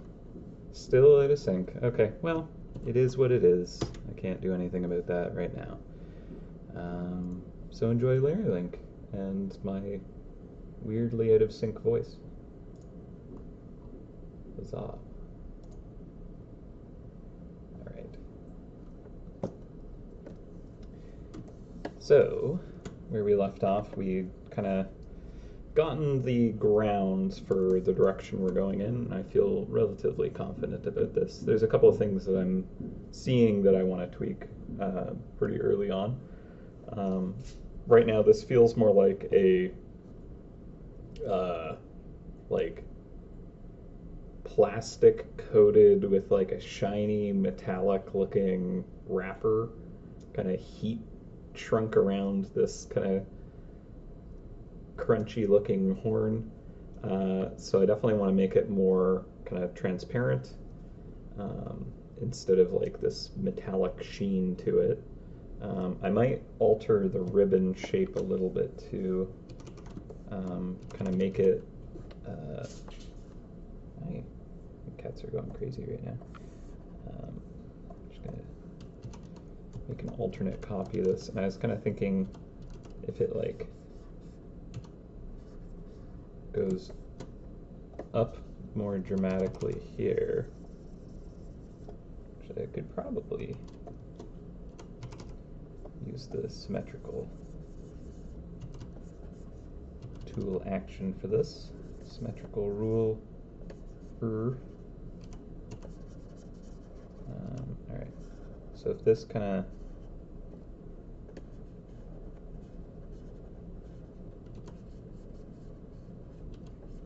wraps higher up here,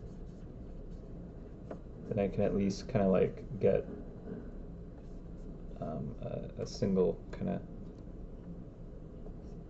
looped wrap over it here. Symmetrical ruler is failing me now, which is fine. I expected as much. I think this just might look a little more like clear as to what's going on with the ribbon if I do it this way. Okay, so turn off the symmetrical ruler now. Bring that down.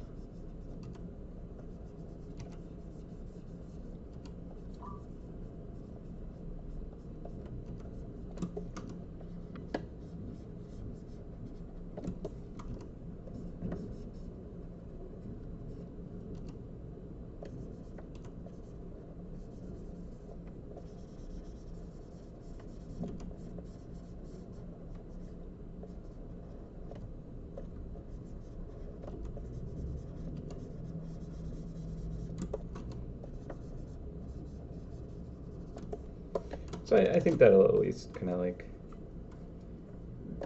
feel a little bit.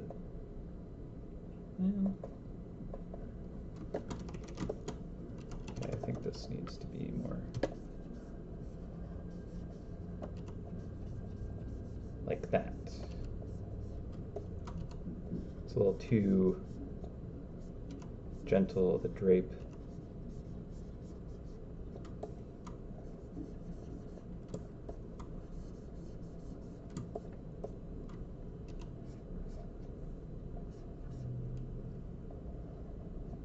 Okay, I think that'll work better. Yeah. I might even space it so there's like just a little bit of a gap here. Which I guess it's already situated relatively like that. Now it looks like it's kind of like wrapping over a few times. Always happy to give out Larry links with ribs in them. Delicious ribs. Alright. Yeah, okay, so that looks more like it's actually like wrapped around, and now there's just this kind of like banner that's also strung there, and that's kind of flipped around on top of it kind of has like a neat effect, I think. Anyways, so I prefer that at least. Hopefully, when it does its like doot doot animation, it's not gonna be too disconnected looking. I'll increase the height of that just a little, just to make it a little safer for like if it kind of slides to the right, it might kind of cut into the horn. But I think it should be good. I think it should be fine. All right. So yeah, I prefer that. I think that looks makes a little more sense. I can still kind of like back this banner to kind of like make it feel more kind of on top and sturdy and all that. I think I'll also lighten up the ribbon here.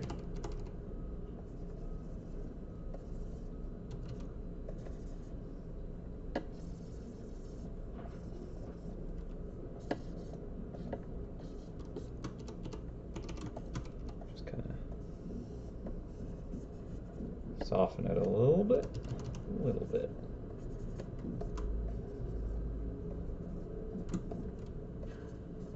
Cool. Yeah, knocks it back a tiny amount. Okay, so let's get back to making the horn look awesome. All right, so first thing that I think will really help will be to kind of like reverse this, the shading here on the inner horn. So if this is more kind of that sky blue lighter, and then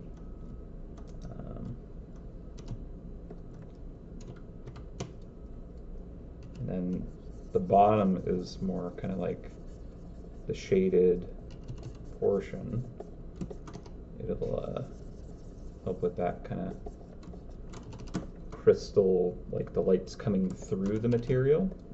But then on the underside, we'll actually have kind of like the light hitting the bottom, kind of reflecting off of those facets in there. So another thing that I think will really help it out is to like give it a little more thickness.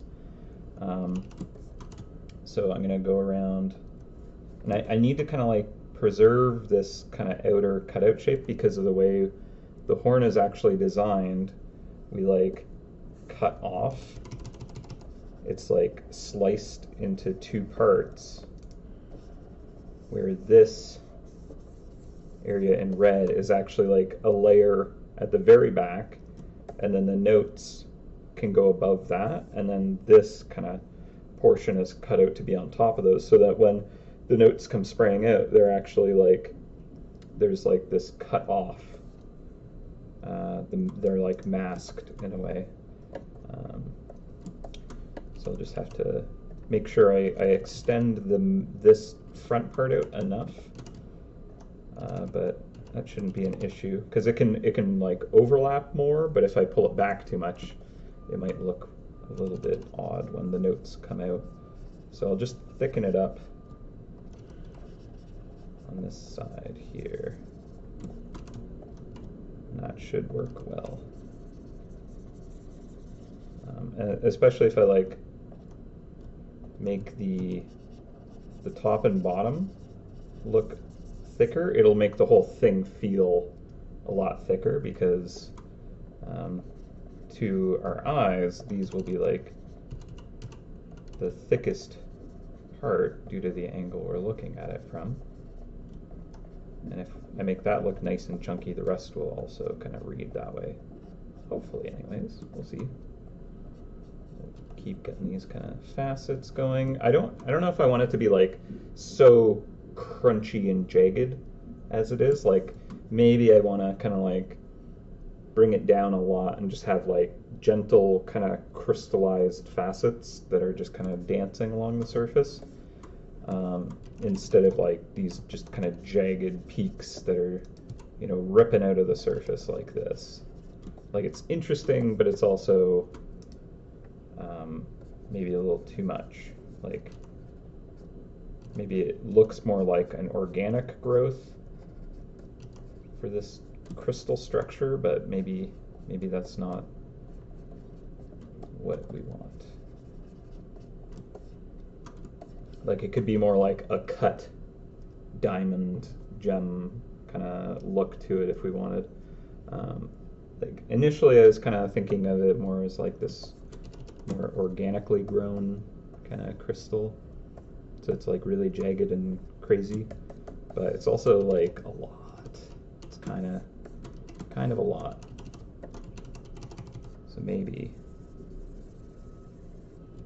pull that down instead and just kind of make it more like it was kind of cut.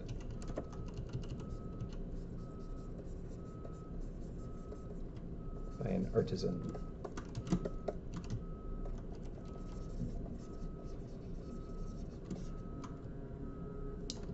Maybe.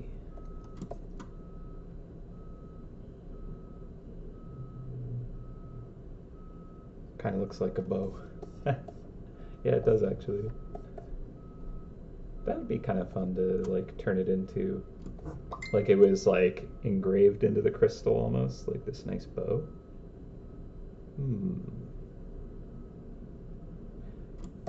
I'm probably way overcomplicating how it should be. TBH.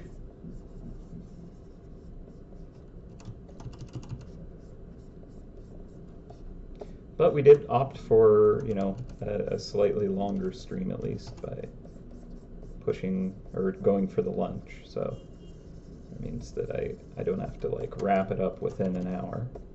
So we can kind of play around in this space and see what we can get. Okay, so okay, right now it's like really chaotic. I want to bring it in a bit. I think it's just too illegible.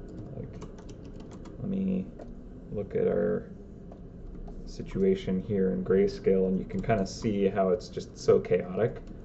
And I want a little bit of that play with the kind of the contrast and dancing around, but I really need to tone that into a workable space. So I'm gonna get rid of these layers. I'm no longer interested in the polka dots.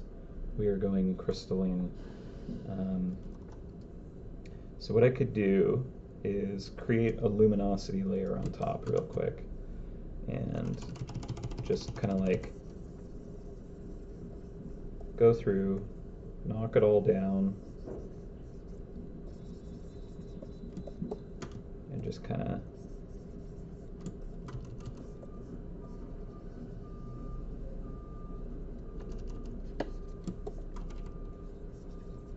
get the really general concept of lighting on this first, and then work on kind of like the extra detail. So these colors are like wild and fragmented, which is kind of cool. I think what I'll do first is really just kind of get the values tightened up where they need to be. So we're going to do a light on dark for the bottom, and then flip it here.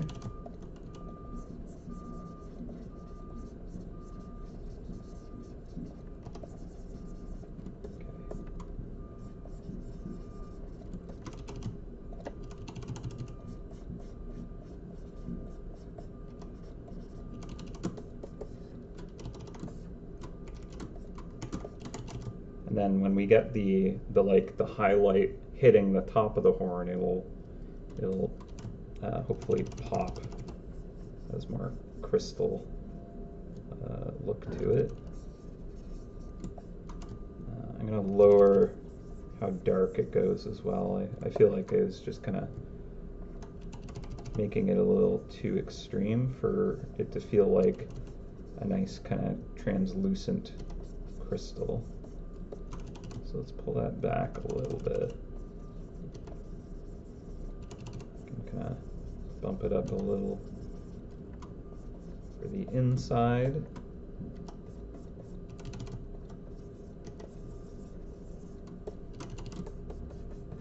So it looks kind of weird right now, but hopefully it'll come together. Okay, I might darken it just a little more, just so there's enough to work with. Alright.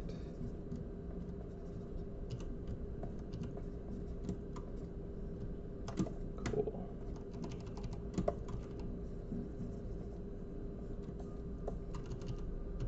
Right now it kind of has this underlighting feel to it, but what I want it to feel like in the end is there's this internal kind of lighting in a way.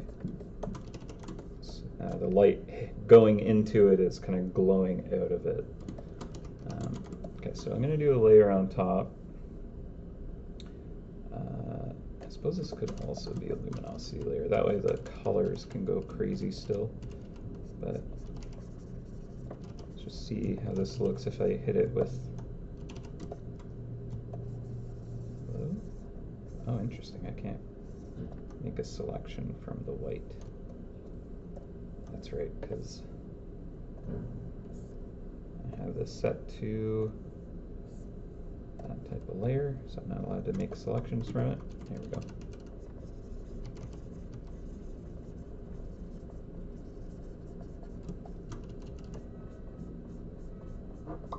You may notice we like to render crystals and shiny things in MouseHunt. So if I can't manage to make this look good and crystalline, then I have sorry, my phone is going off. You might be like looking at your phone being like, what's going on? Or you hear the terrible audio I have and it's all tinny and weird, but yeah. That pinging is my phone, I believe. Well, it is, because otherwise I wouldn't be hearing it. Alright. So yeah, now I can kind of like give it like some gentle facets, I think.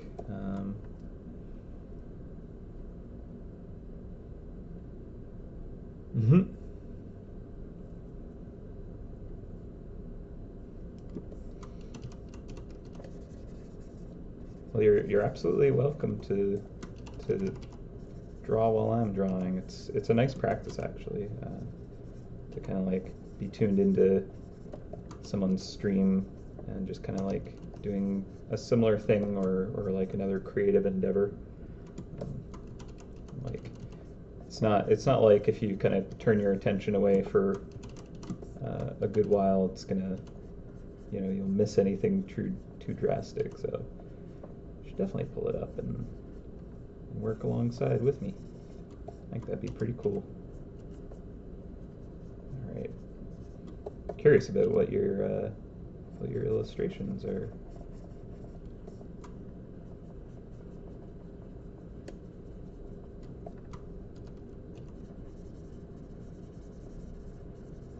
All right.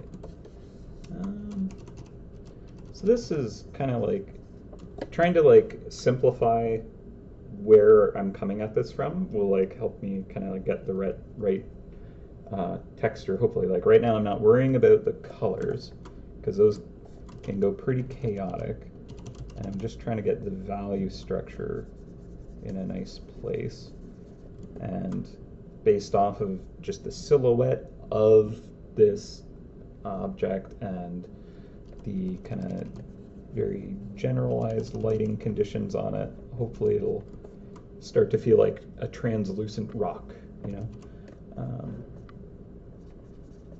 And then we can kind of like come back with the color and like push and pull to like give it like, ooh, a watermelon agate or whatever kind of color structure we want. But I think, so the silhouette I'm still not necessarily happy with. I think it's a little too crunchy and all over the place. It's not really structured as anything. Ooh, fragrance illustration with florals. Oh, watercolor and gouache? That's awesome. Yeah, okay, fair enough, because that's like, you have like drying times and like you have to stay focused. Yeah, that's fair. That's fair enough. Okay, well, Uh, Thank you for spending time hanging out with me. I do appreciate that, because obviously that's also something that is a thing to be doing. But hopefully you get like something out of this that like, I don't know, inspires your work or whatnot. Not sure how this will translate to floral stuff, but yeah, I appreciate you. Oh yeah, Procreate's an awesome like tool for just kind of like sketching up concepts.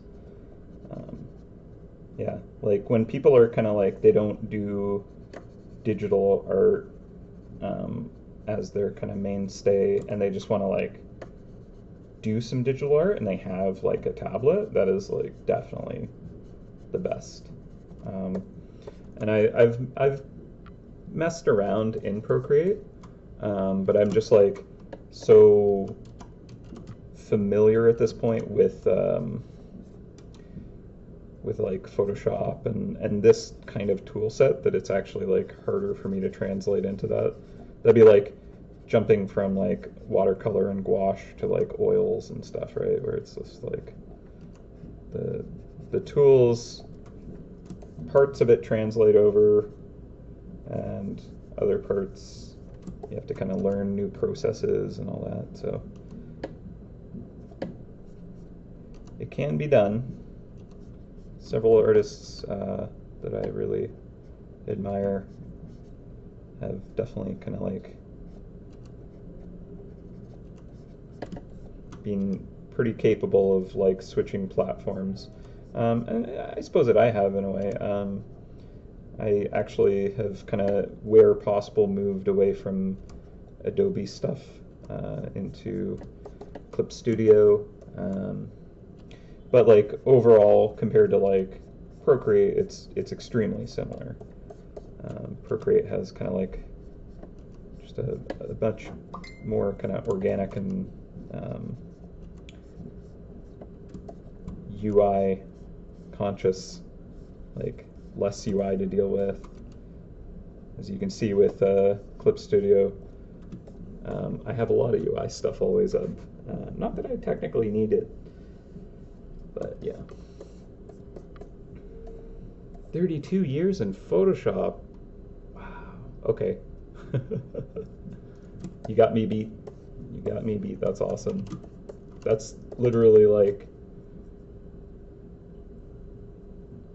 is that like first version of Photoshop? How long ago would that be?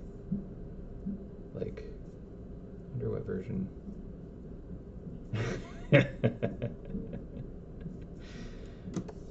Yeah. Well, hey, I started digitally painting 32 years ago, but it was more like 8-year-old me.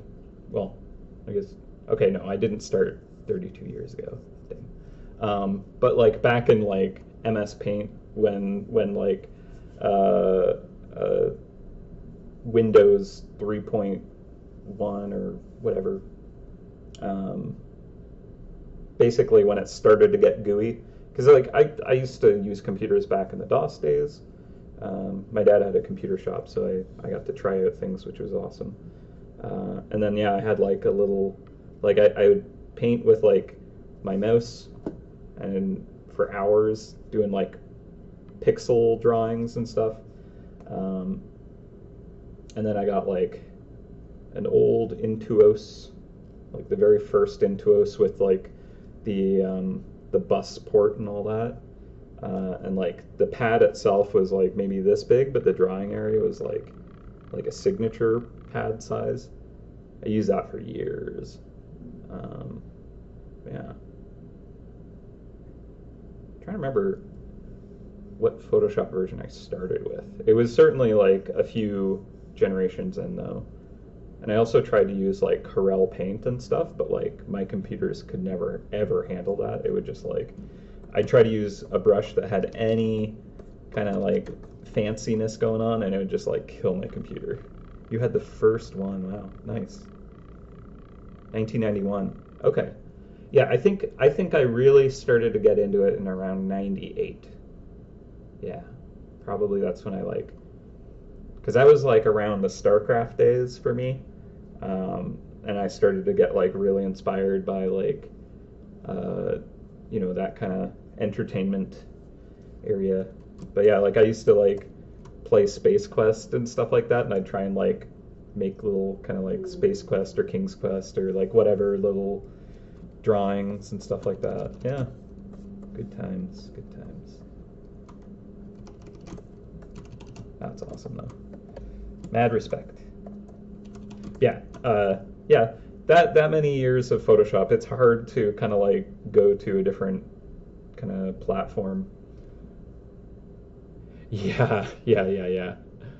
Oh man, Painter is so cool, but also it was like a little too kind of uncontrolled. Like I tried to get into Painter, even when I was like more conscious of like not breaking my computer using crazy brushes, and it was really good at emulating like uh, actual paint.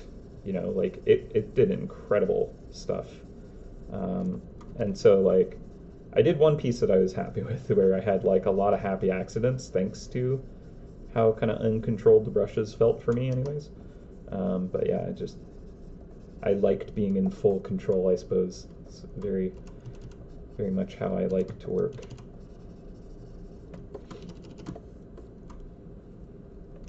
I have not tried Rebel, no. I wonder how it compares to Procreate, because out of all of the ones I've tried, I found Procreate did like some of the best organic kind of watercolors and oils and stuff like that. Like, um, and then like above that was Painter, or close to that, anyways. I suppose. Yeah, I will definitely like. I probably won't like download and try at first, but like what I do tend to do is like look up guides on how to use software. So like I'll look up like a tutorial on Rebel, and then I'll be able to see like what people are capable of usually with that kind of stuff. But it's always good to like know what else is available, because you never know. Like I think like obviously Adobe is constantly doing things that is at least in my experience very good at kind of like annoying me. Oh yeah, this is supposed to be the highlight only layer. Oops. Oh well. Where they like do something and it breaks it for artists everywhere. That I kind of got sick of working with them. And also like, their practices monopolizing on things hasn't always been my favorite. And then the main reason I actually got into Clip Studio is like the way animation works in it. Not that I do a whole lot of animation, to be fair, but its animation tool is slick, very cool.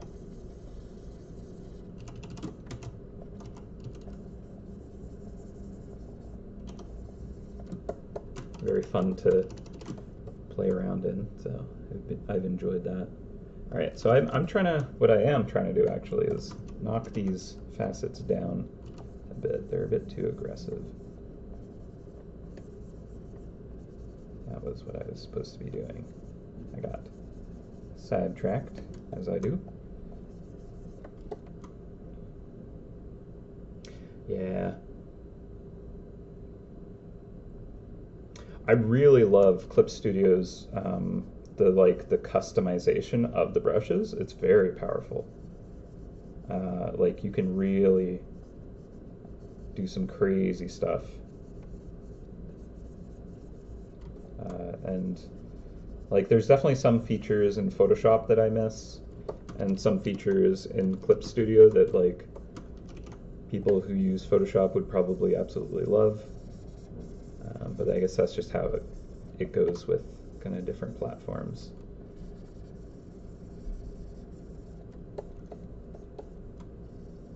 Yeah, in general, for me at least, Clip Studio is just kind of one out. Although, like, all the artists I work with are Photoshop still, so I have to export everything I do in Photoshop files, which is fine in this, but it does make it so that when I'm doing like a time-lapse recording, it can kind of like mess that up. So I have to be conscious of how I do that. Not that I've done much with the files that I generate. I still need to actually do that stuff. All right. I'm just going to merge those brightness layers since I started using the top one for everything. Okay, so this is starting to kind of feel a little bit more controlled. And I might have like a gradient of crunchiness to smoothness, right? Like the very front of the horn I could see being more kind of crunchy and organic, and then like as it goes to the neck it kind of tapers out and calms down.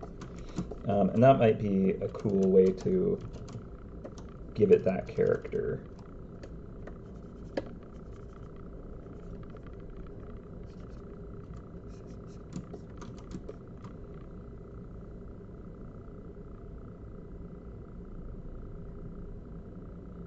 Yeah, not having a sub, that would be good.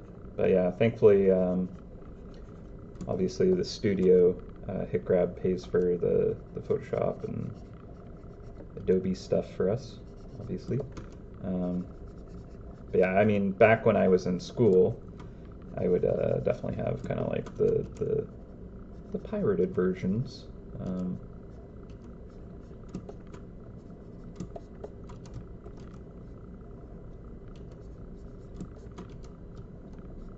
Because I could not afford the like $600 Photoshop license back then.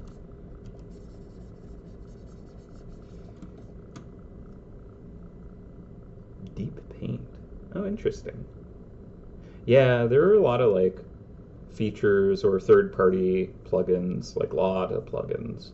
One of the things that was really cool, and I need to figure out how to do it again, just because it was fun, was back literally when I was first creating MouseHunt art.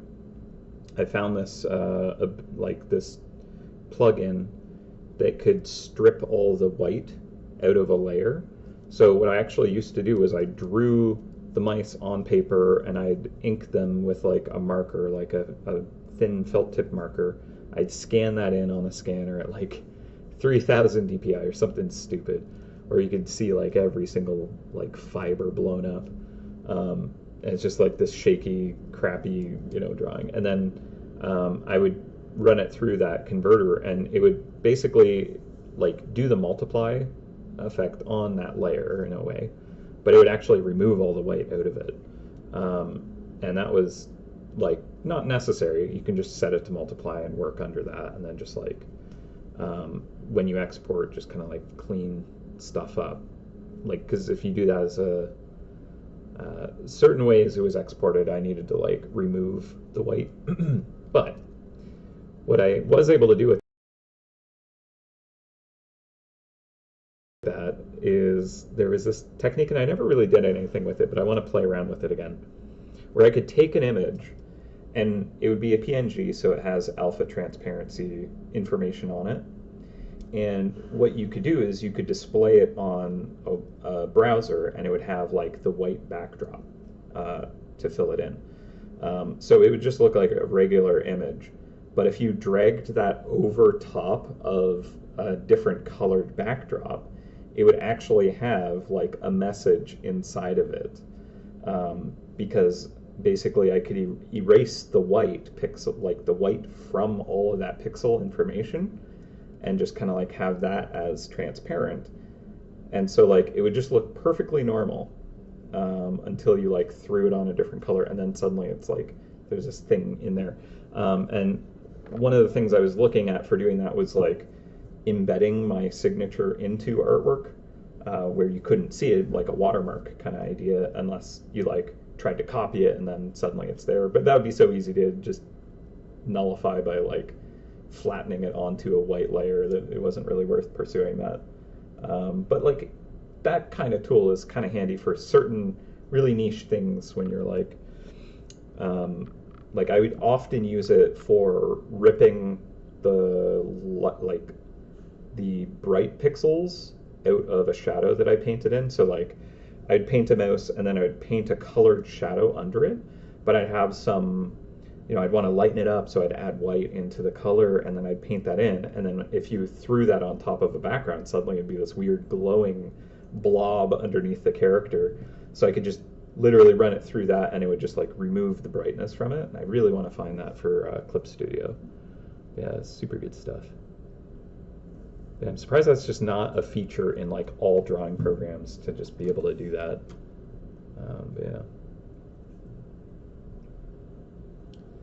Pixeler. But yeah, that was, I only found it on like a really old version of Photoshop, was the thing. And it was definitely not a supported kind of feature, right? Got abandoned with like the 64-bit processor or whatever. And I remember like different, because I worked on like a Mac for a lot of my earlier days, and there was like different OS kind of updates, and you'd have to like wait for programs to like adapt to that operating system. And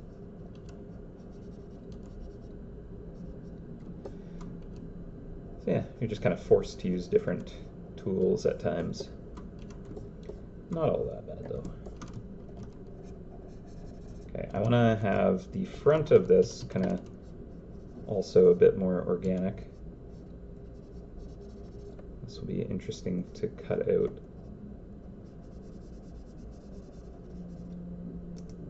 We don't want it to be like this weird kind of lamprey mouth,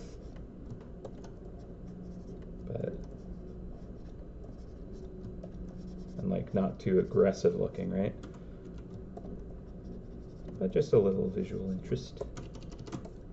Kind of help describe this texture. So it's almost like this has like a whole bunch of crazy facets. Like what would work pretty well is if like the outer shell was more rounded and the inside was like that, like if you've ever like cracked open, there's like rocks where like it's just this kind of crunchy, regular looking rock, and you split it open and you have like all this beautiful kind of crystalline kind of on the inside. I don't remember what that's called. Lauren would know it. But yeah, that kind of look to it might look good here. Geodes, thank you. Geodes, that's exactly what I wanted it. Yeah. So yeah, like maybe the outer shell is these smoother, kind of more kind of artistically carved facets, and then the internal is these geodes. Yeah, I think that's what I want now. It's happening.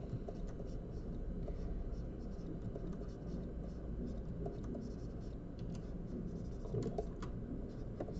GeoCities.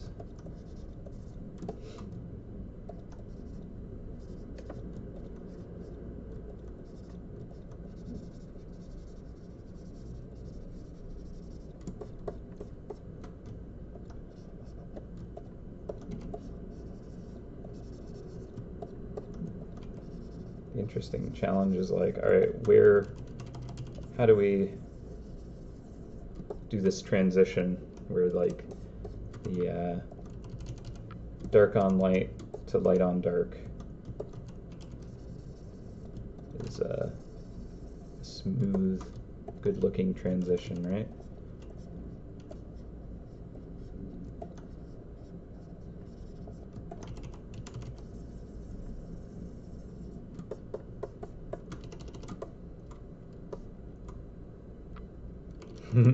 Geode dude, yeah. Exactly. I was like, should I say GeoCities or should I say Geodude? It's both popped into my head. Alright, just gotta make sure I'm not missing any important messages. Should be good. Alright.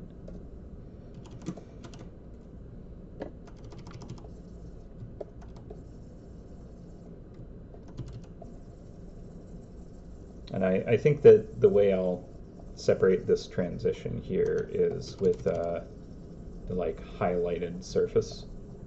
So like the inner kind of, this portion here will have kind of like a nice rim light on the upper edge, but it'll like right in here, and that'll help kind of separate those layers in a nice way, I hope.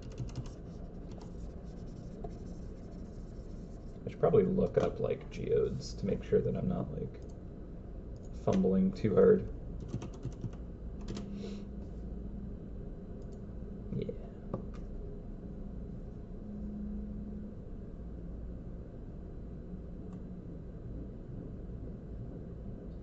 Okay.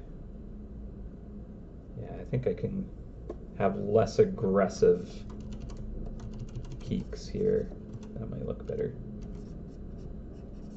Just kind of like a little more organic separation between them where they're not too uniform looking.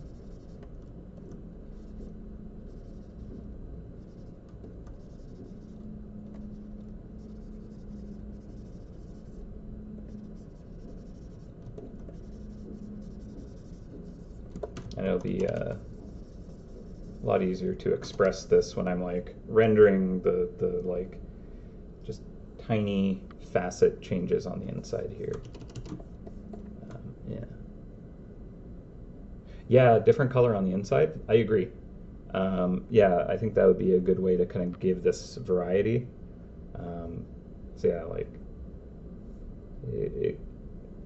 the very internal can kind of like have this nice saturated, and then like go to more of like a white band, and then the outside could be like the pinks and purples and stuff.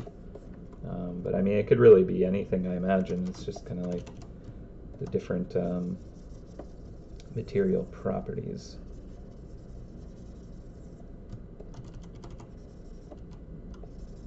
That are growing in the crystals.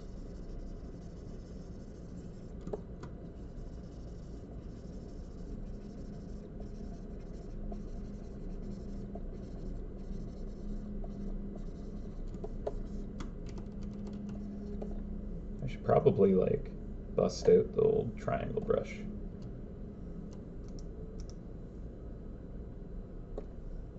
Let's see. Definitely need to make them smaller. Smaller yet.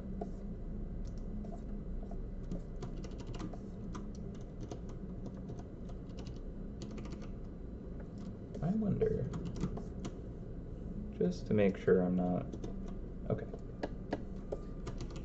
I was just questioning if I was, the file I set up this morning was like a bad resolution.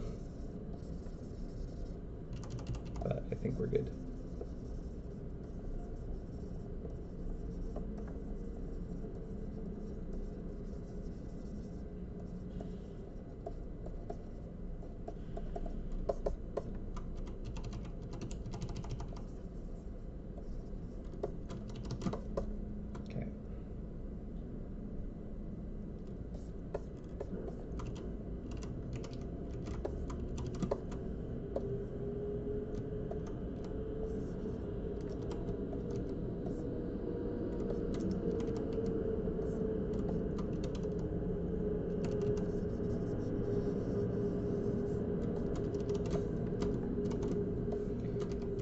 Alright. Well, it's pretty chaotic, but I actually think it is going in the correct direction. It just doesn't necessarily look very good yet.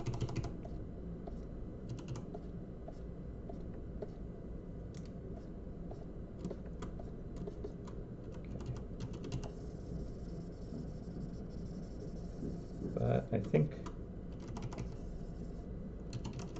we'll get there.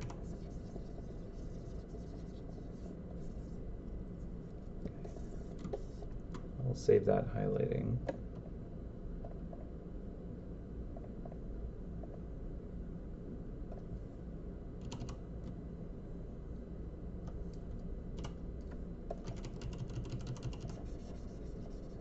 For later.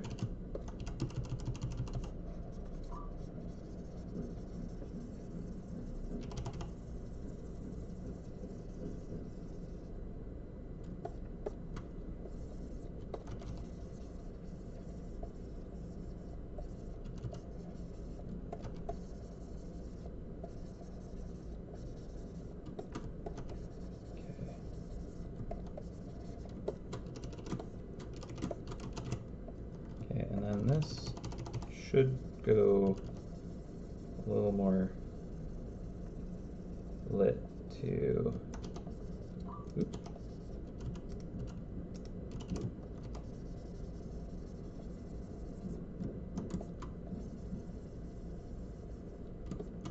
A bit darker.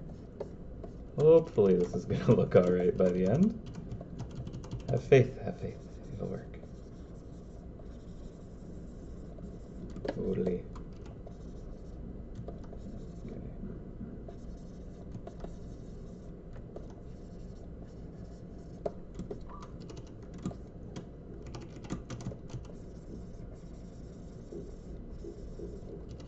Just want to pull back on the crazy mouth feel of it. Okay. Don't need it to be like a weird lamprey mouth. Okay, so I want to have the inside of that be that kind of like crunchy geode. I think that's good. And then the outside, I want it to be more kind of like elegantly cut on with intentional facets. So let's actually smooth this a lot more.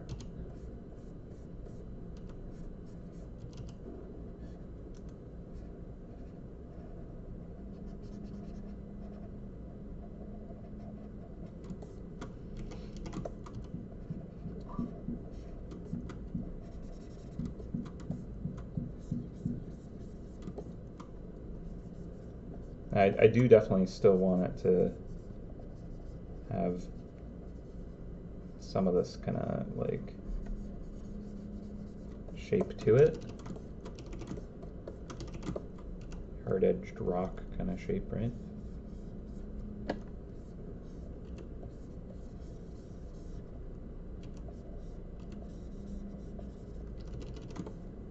But I want it to feel more like it was like a gemstone that was cut to look like this. More intentional.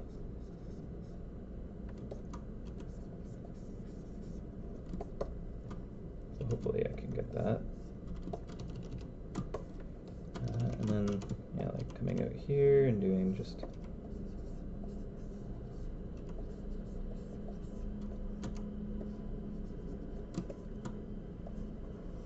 enough to hint at it.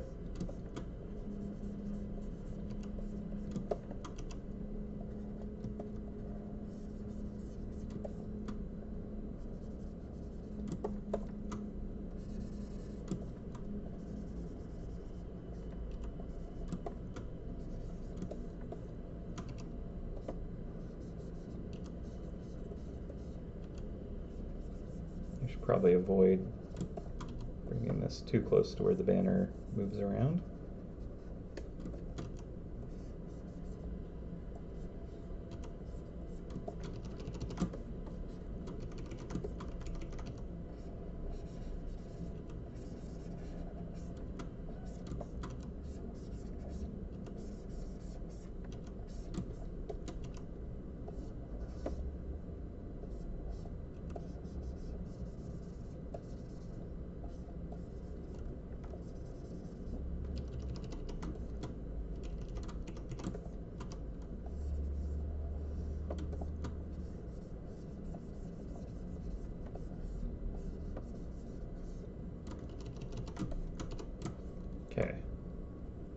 All right.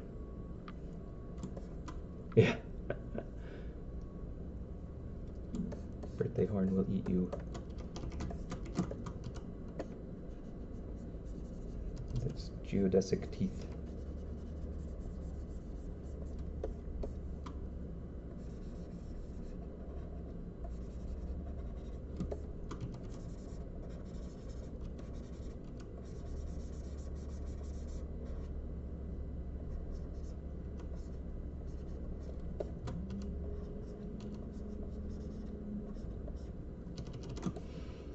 Cool. Okay.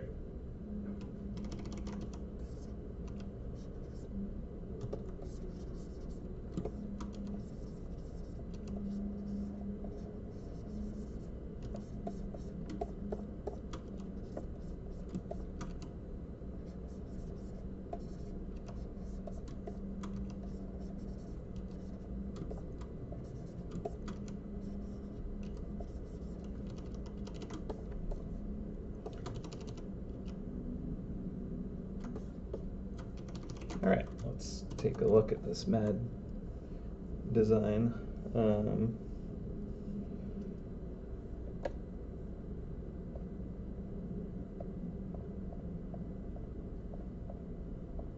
Okay, so definitely need to control this. All right.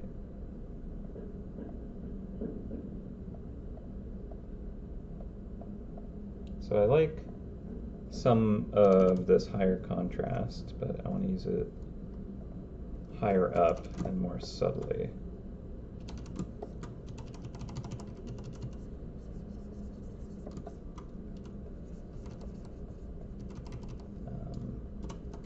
Again, I might kind of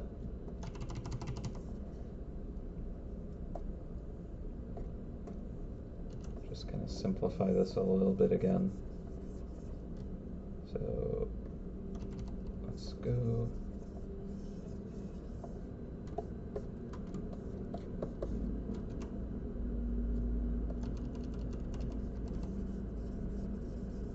If I do like bigger, soft, like wider shapes, it'll feel less chaotic, I think. Because I think I have too many tiny facets happening for it to feel like this nice kind of cut.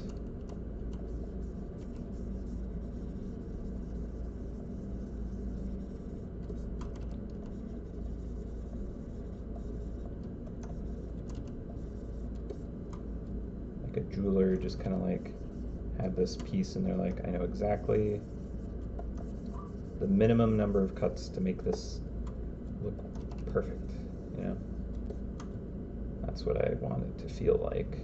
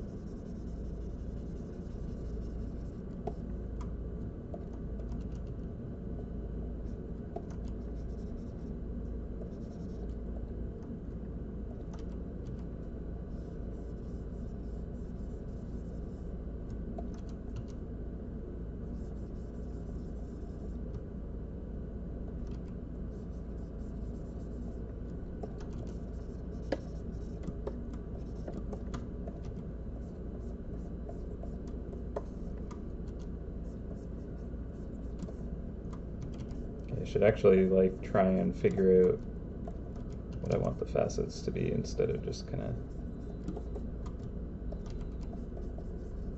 randomly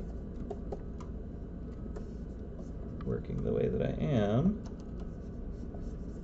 This will look a lot better if I actually kind of intentionally control these a bit more.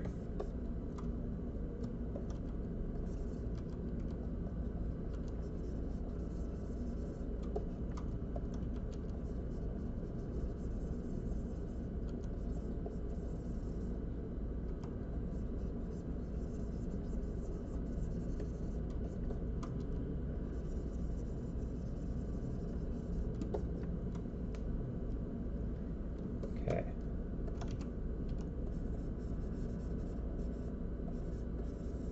I mean, what I've been trying to like design into it is the intentional cuts, making it look like it was sculpted this way.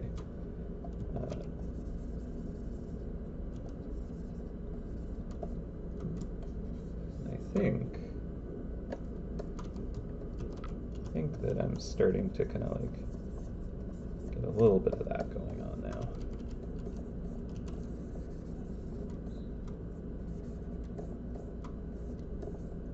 In fact, I will get that spiral happening.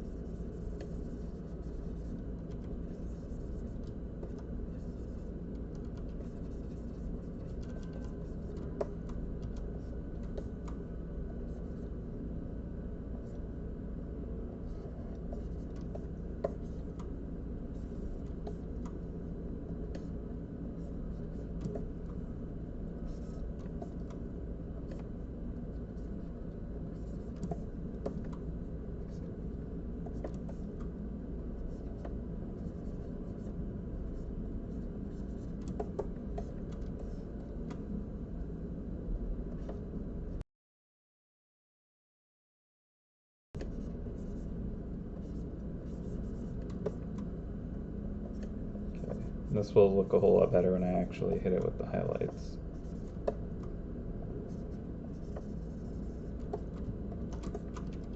Theoretically.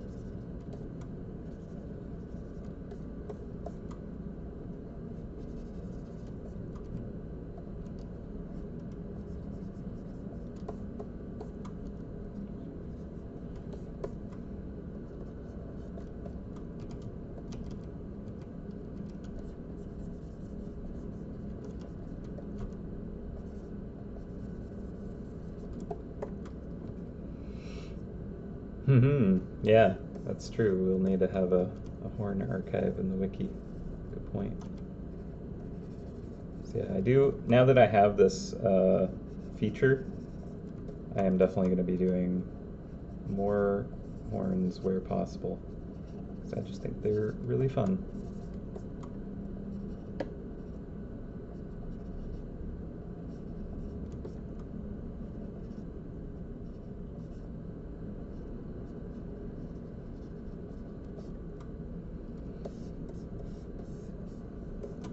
this is starting to feel more crystallized.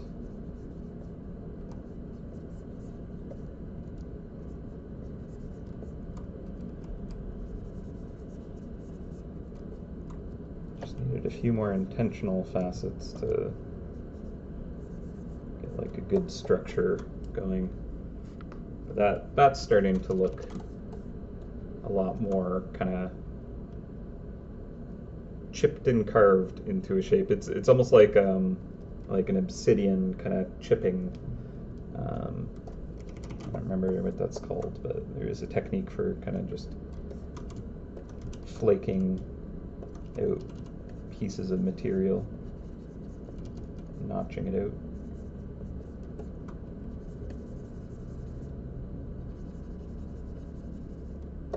Not that that's what you would get with some crystals like ruby. I don't know if you could, like, I guess it's an extremely hard gemstone,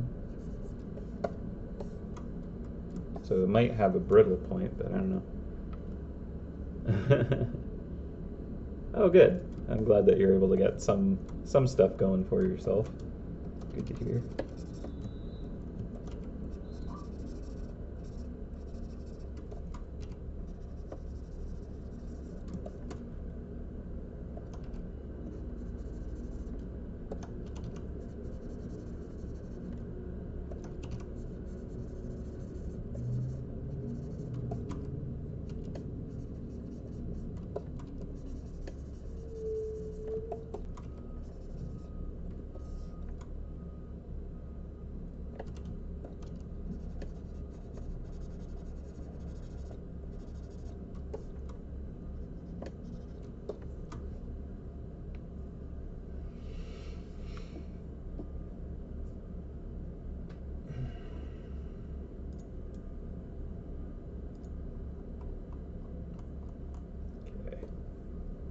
Alright, bring back the chaotic color. So I think color-wise we can kind of pull it into a more kind of controlled space where like the inner geode has a different color than the outer kind of shell. I think that will help it to balance because right now it's just like all high saturation, just zany colors. So let's grab a color layer and just kind of pull this back. So I think for the outer shell we'll go with more of that kind of like pink, purple, blue.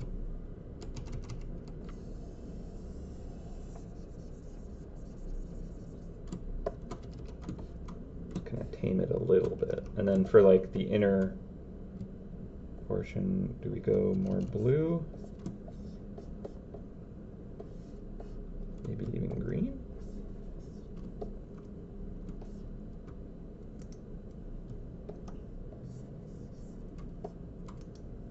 Maybe we could do like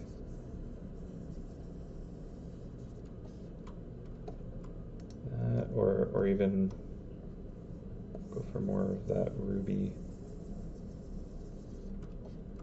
outer shell.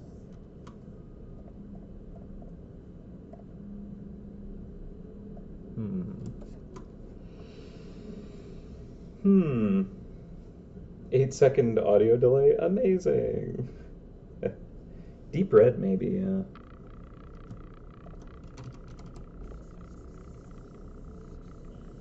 Have to change some stuff to get that looking quite right, but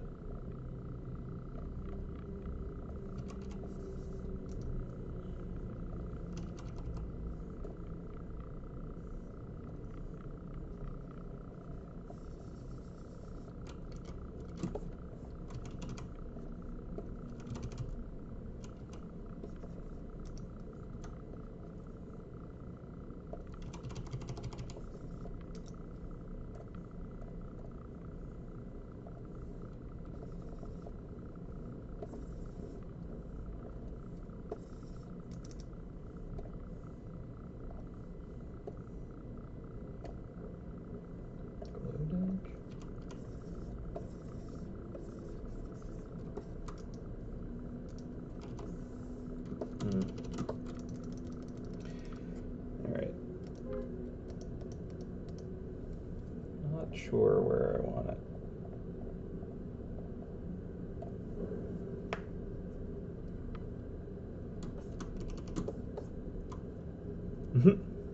Hey, listen, feeding yourself delicious protein, that is productive, you know. It's part of survival.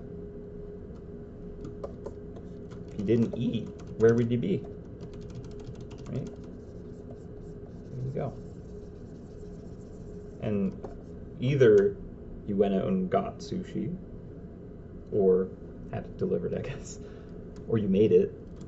That's all cool. Yeah, I don't think that the red is right for this. Not quite. I do wonder if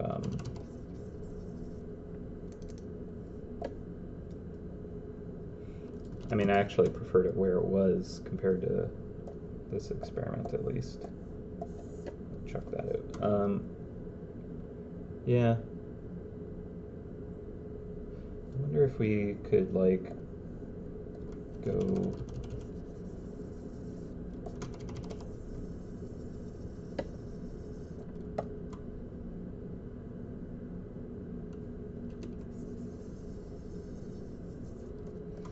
And then, like, the inside is more kind of crazy color.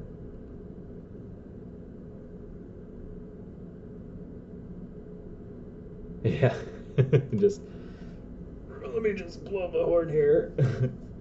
And like it hits the pitch and then just shatters. It like finds the resonance to just explode. Oops. Yeah, but yeah, I don't like the red. I don't think the red was right.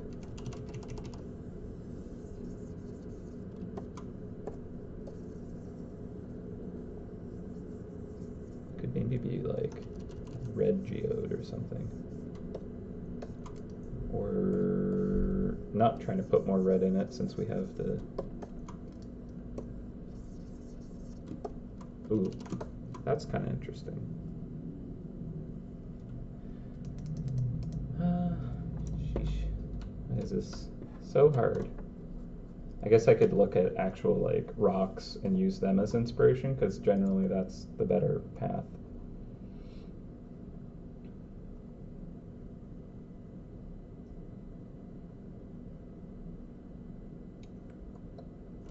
Maybe just like more kind of like muted white for the most part, and then like near the like the outer edges, because like what often happens I think with like, well, not all, but like a lot of crystal formations is like as they grow they like push the imperfections out towards the outsides of it, and so you get like kind of richer colors, or maybe it's the other way around. I guess it depends. Like I think ice does that, where it like pushes, like as it crystallizes, it pushes the imperfections like out towards the top. So if you actually like cut through layers of the, you know, nice thick ice, you actually get like a cleaner, more uniform kind of ice deeper in. I wonder if rocks kind of crystallize in a similar fashion, but I don't know. No, I don't recognize the sound of that commercial. Oh no. The confetti is just jagged shards of rock. Just it explodes. Confetti. Single-use exploding crystal horns. Happy 15th. There you go. That's the like the event collectible is just like shards of the shattered horn. I like it.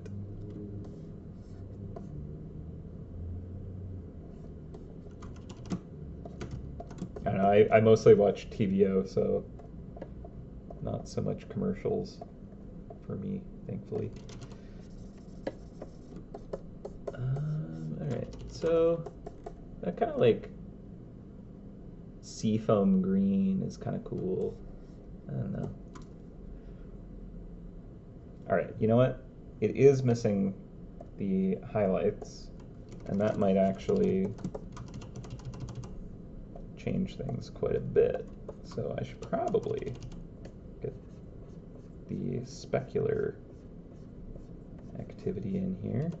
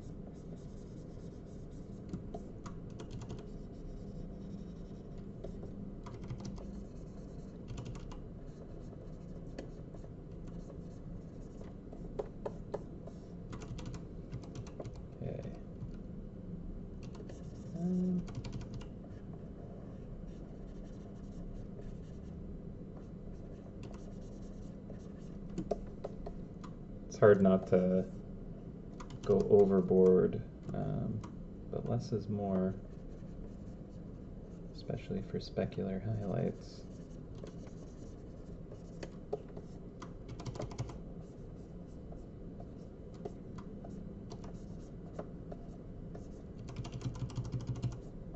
But when you're trying to make something nice and shiny, it's kind of an important element.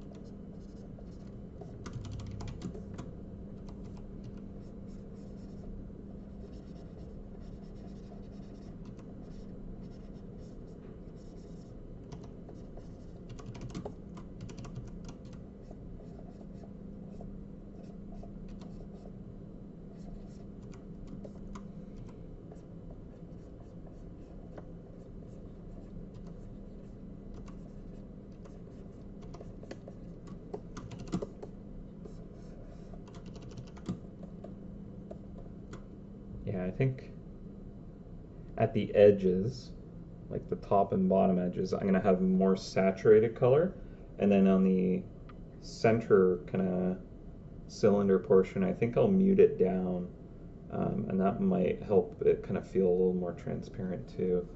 So maybe here, if I kind of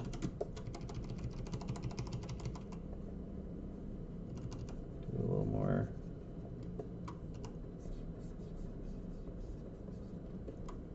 I could probably do it with brightness.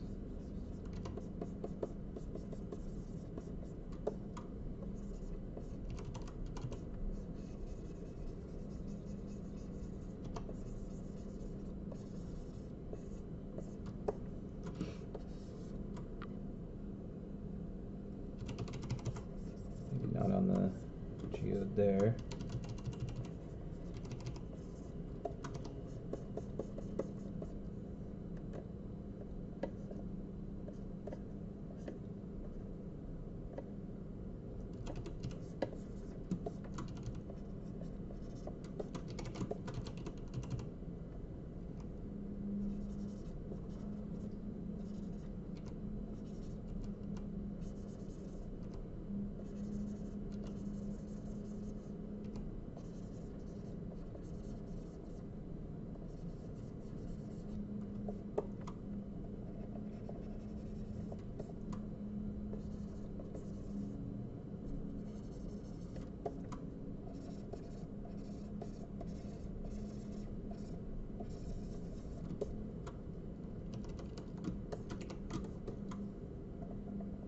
very noisy.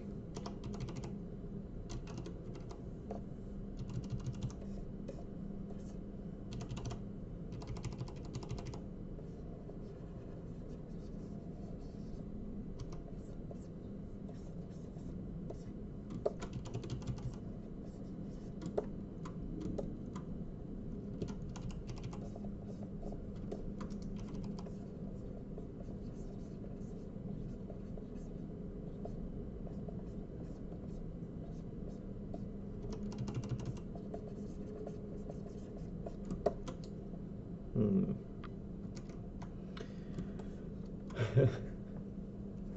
Yeah, I almost want to just turn off my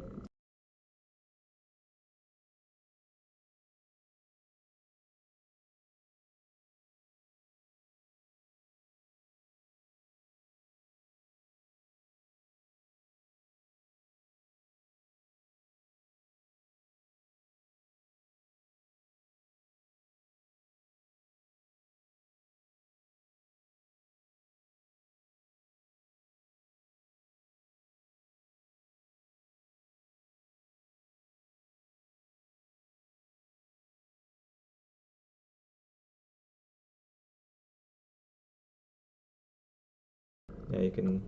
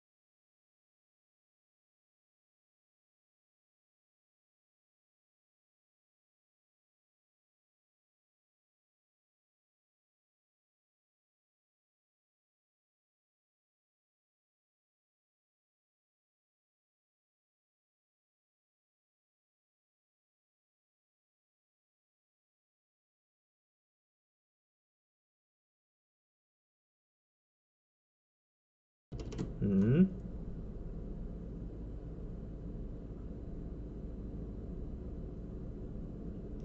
Oh, right. I'm a dummy. I'm sorry. I didn't realize. I did not. It did not occur to me that that would happen with my audio. Oops. I wonder then. Um, Sorry about that. Yeah. Oh crap, indeed.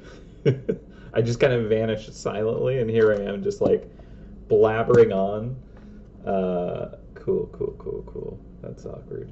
All right, and a nice delay, I'm sure. Still, um, this gave me an idea though. If I change my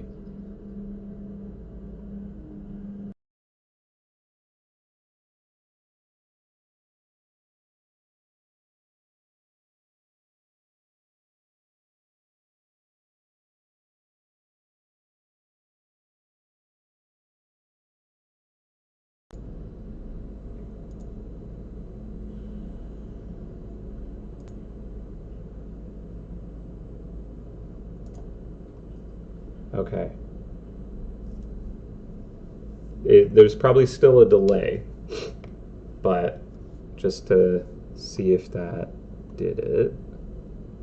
Yeah, I purposely cut off the mic. You might have missed that because I was saying how I was gonna disappear for a second audio wise. Um, Way better. Okay, cool. I separated. Okay, I gotta turn the gain down. There we go. I have a very easy to peak voice. No delay. Okay, so yeah, I guess what was happening was the camera rig was all like set up to feed through the video and the audio, and built into it, it has like a time signature. So I actually like created a new audio source, made it from the same camera, but I just separated those two. So at least for now, maybe it'll hold up. We'll see. We'll see. Um, so yay! Well, it'll be interesting to see if this goes out of sync now. But that's great.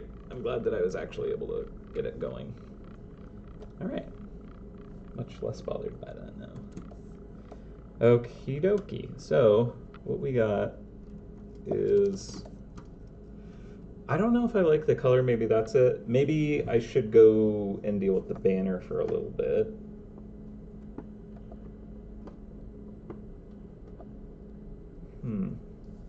Maybe I should look at more examples to find one that's like actually inspiring me instead of just like having random geodes on my other monitor and then not really using that reference.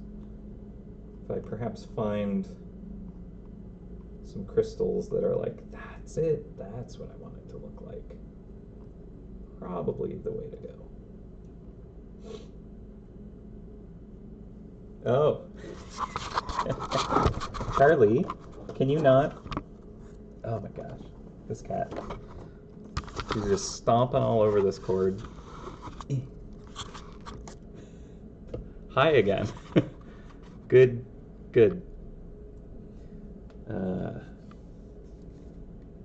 yeah, I didn't have a mood board. That's right. Sorry about that. It has a mind of its own. Yeah, and it's called Charlie. The wonderful cat who's just the most intelligent and with it. She's so strange. Ooh. I'm just looking at rocks now. Feel free to like suggest rocks. There is some cool like cake looking geodes that are kind of neat.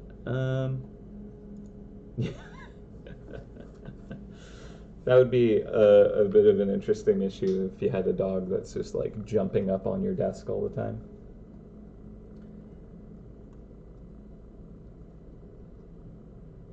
feel like it would be even more disruptive.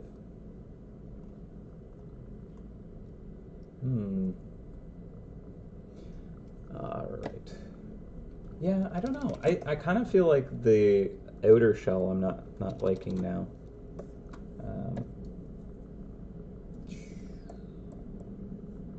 It's like, I don't even know what it is yet. Let's take a look at it in context. Maybe I need to see it like on the page. Hello, you can update. See, like, I actually kind of like the look of this better now that I'm seeing it. Maybe the simple, cleaner outer shapes are better. Why didn't it? What's going on?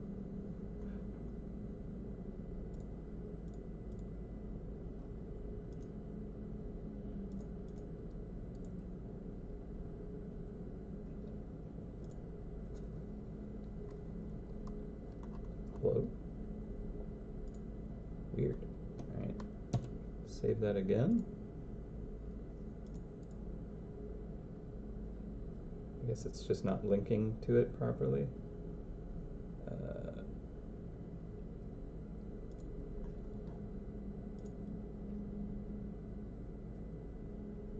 Oh, did I save it in a different spot? Yes, that is why.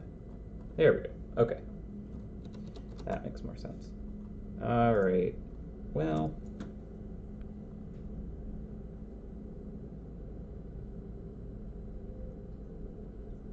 oh no. Cat that likes trying to walk through her paintings. Oh gosh, that'll be the worst. At least watercolor dries fast enough, but ugh, that'd be so annoying. And yeah, my cats would absolutely be trying to do that kind of thing, 100%. Yeah, the facets are way too small. I think that's what's bothering me, is there's just like these like facets should be like how big the like geode kind of portion is. These should be like really big and simplified, the outer shell. So let's try that again. Okay, bigger, simpler. Really go for just kind of like big, chunky. You know what? All right, let's do this the right way. I've been kind of like dodging this, and I don't know why. But what I should do is actually just kind of like do a sketch first to kind of like figure out how I want these to be laid out, because that would honestly solve so much, I hope. So if I kind of like dig out my shape first and just kind of figure that out. Alright, so here I want these to be like way bigger.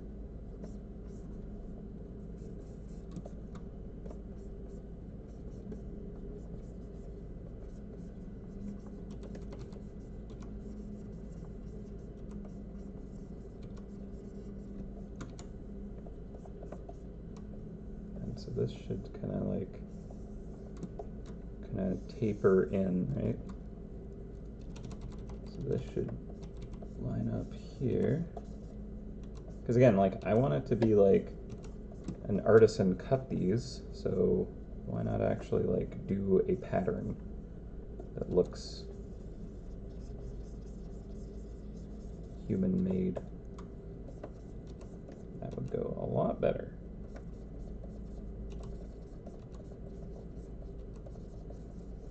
Definitely. Okay. Alright, so another thing that would help would be to kind of figure out the object shapes for these. Oop. So we got cylinders on cylinders.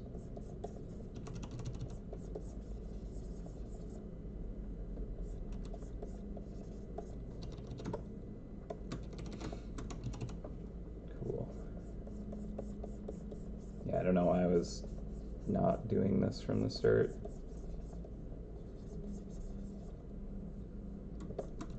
This will look a lot better, I think.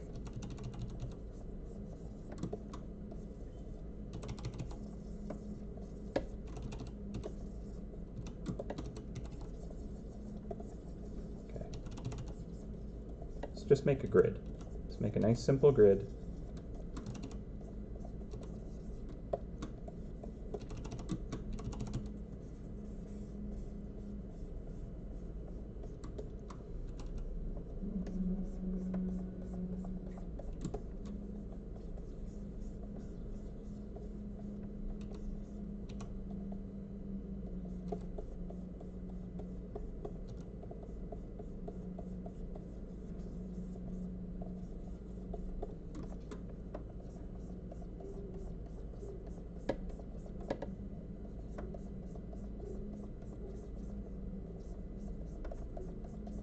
Cool.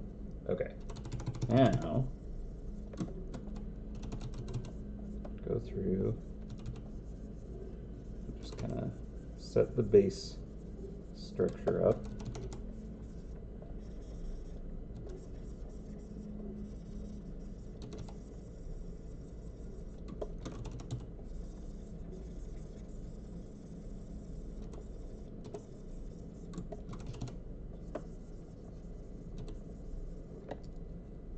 And honestly, because it's going to look more like an actual pattern, I think it'll feel more like a party popper in the end.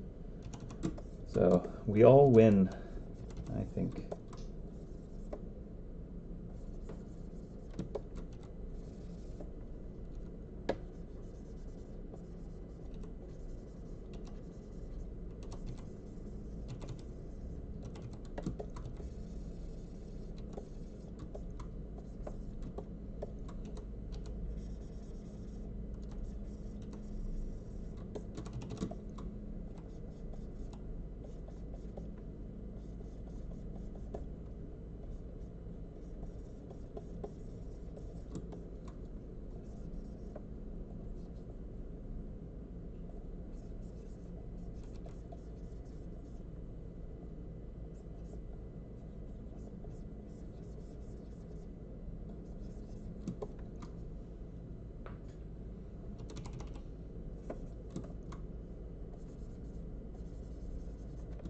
And then people were like, wow, what cool dragon scales on that horn. And Jacob just said, okay.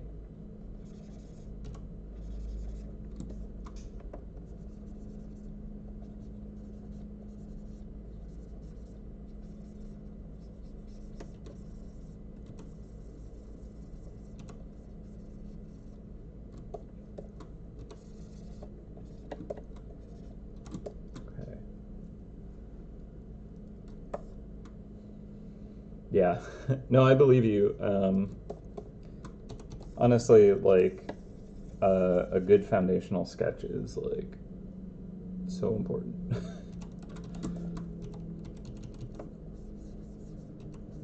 But yeah, I can definitely spend a good while on just kind of developing a sketch. I don't tend to on stream as much as I might otherwise.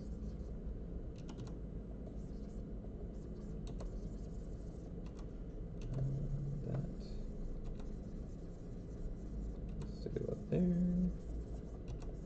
Yeah, that's ultra important. Well, I guess not for everybody, but like, I find it to be pretty critical to have a good foundational drawing under it.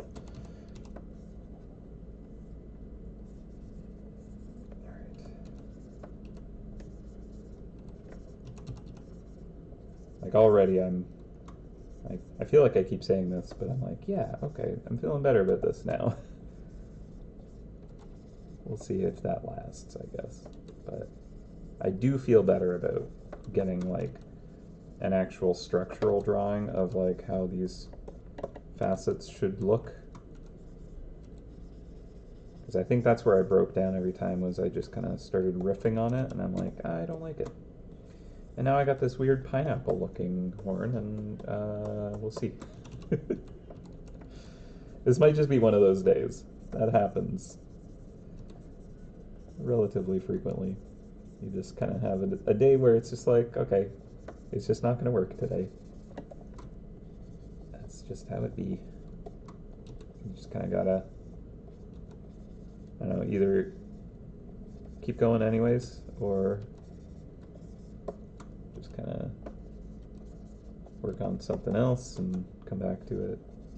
I tend to just power through.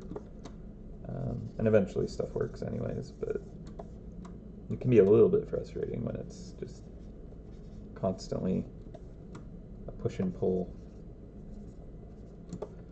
But I'm thinking that I can make that work.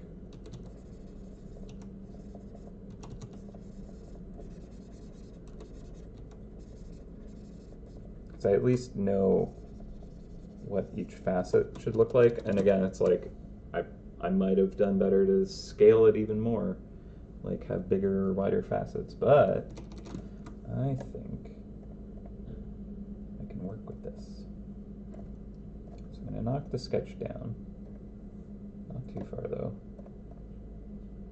and I'm just going to make a new luminosity layer, and just flatten it to be nice and simple. Actually, maybe I want it lighter in general. And I'll add shadows instead. Yeah, I think lighter might actually be a good thing. And then like little punchy shadows and parts. Okay, let's see how this goes.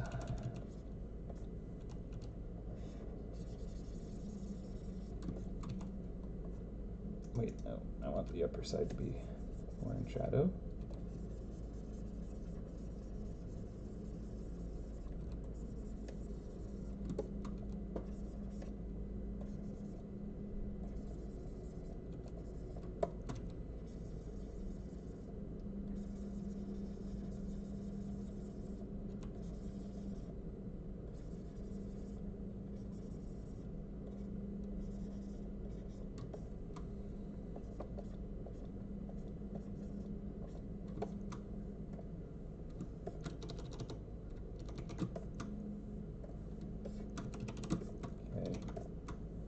Also, I could potentially end up using a saturation layer. That might also do some stuff and things.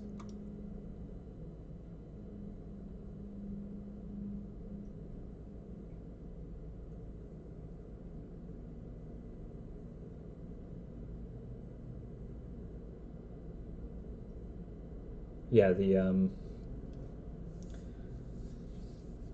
person who sang the MouseHunt OST used to be one of the members of MouseHunt, or HitGrab rather. He was a co-founder of the company, Joel Auger.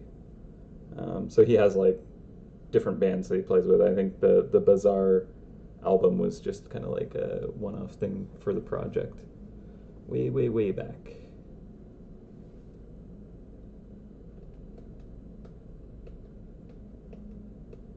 Yeah, coding as well, definitely being there too.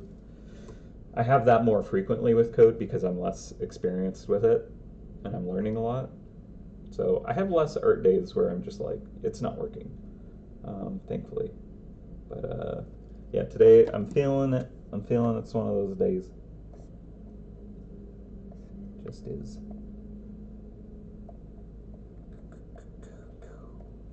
Which is fine.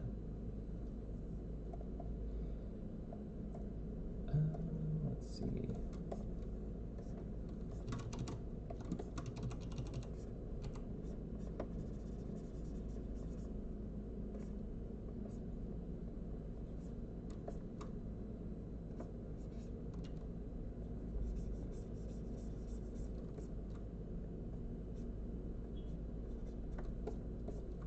does mean that I might wrap up without kind of like being as complete on this as I had expected to be.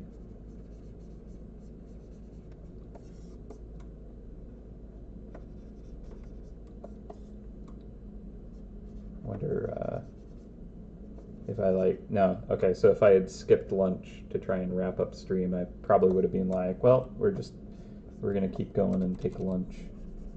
Um,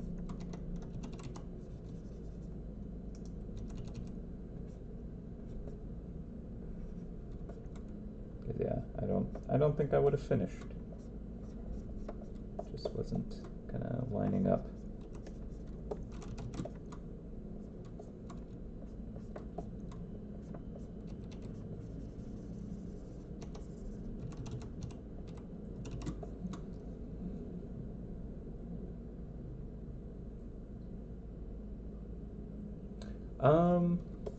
I don't know. That one, like the question about that, I do not know. I would answer it if I knew the answer.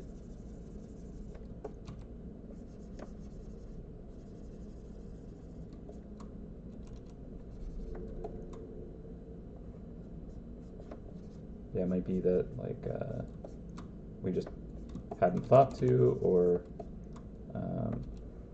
the rights are with Joel and he would have to be the one to do that. I don't know.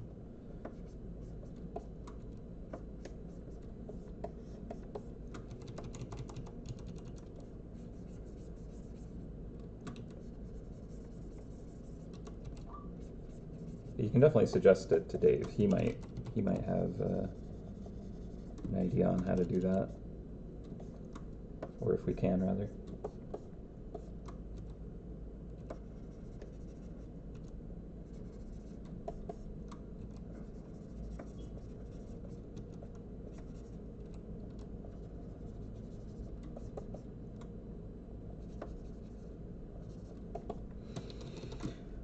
Oh, okay. Yeah.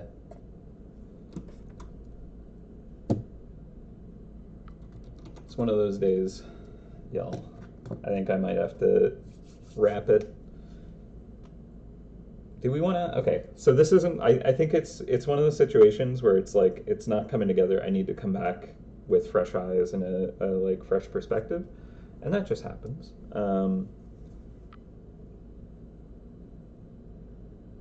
Might be. Maybe I just need to hit more saturation in those shadows. Maybe. I am a bit stubborn.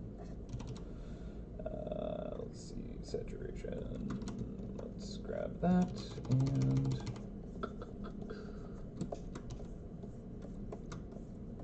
punch it.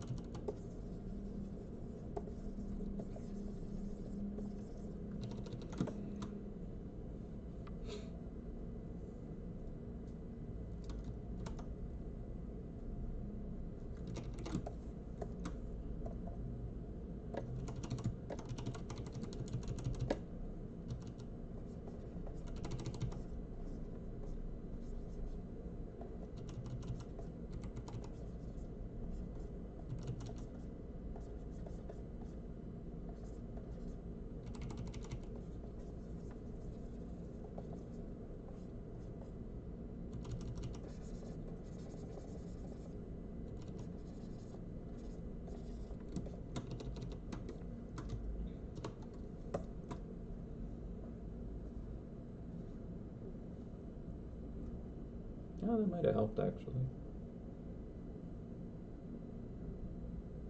Still, I think I might dip because I feel like the there's like a point of kind of like being productive and just kind of like spinning my wheels. And I think if I kind of like start fresh another day, I'll solve this better.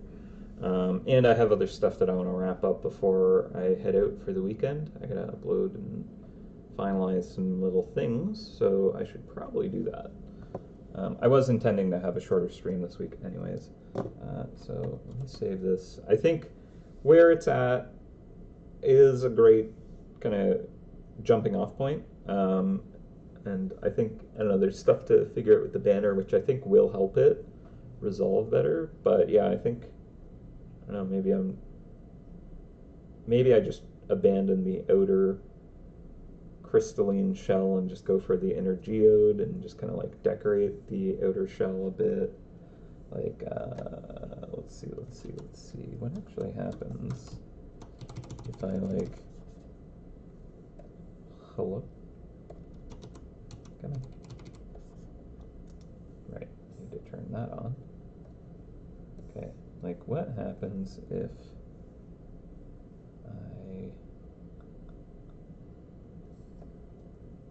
I did this?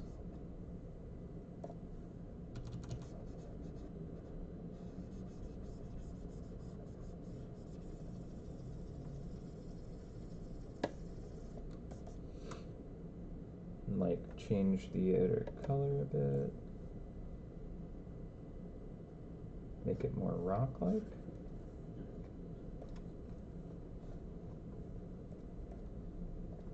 Don't do it, Charlie.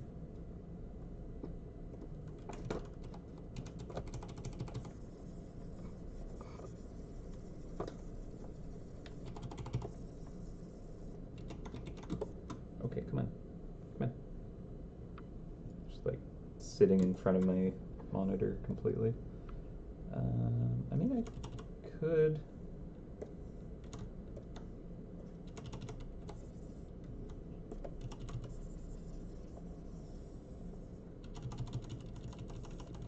Make it more like this rocky substrate. And there's that inner geode. Nah, I don't like it. All right, get out of here. Get out of here. Return to me. What?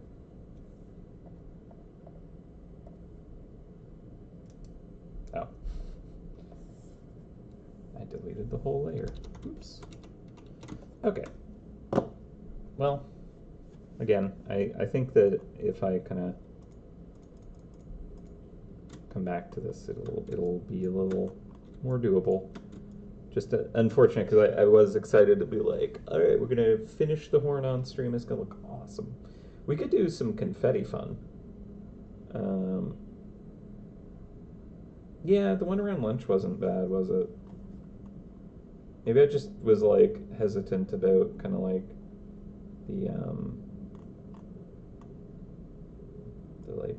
the shape, but it actually,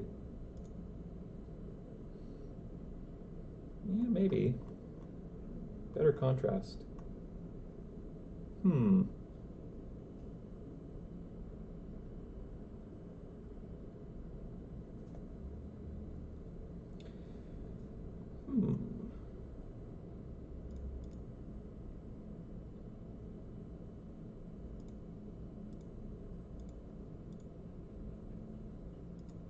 It did have more kind of like silhouette texture before, but I kind of trimmed that off. Okay, I'm definitely gonna have to return to this.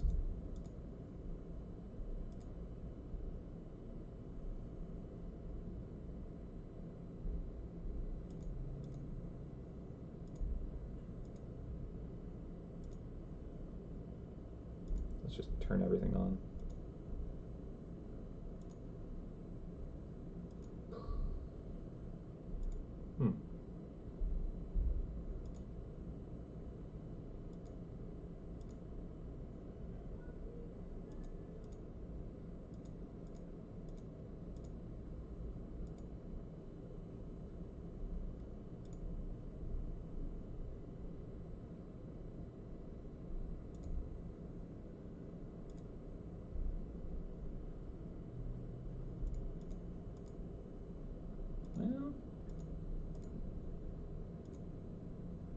Maybe.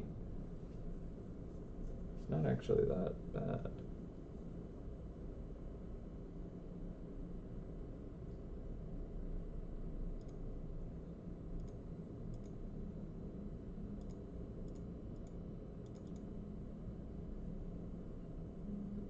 The underside there.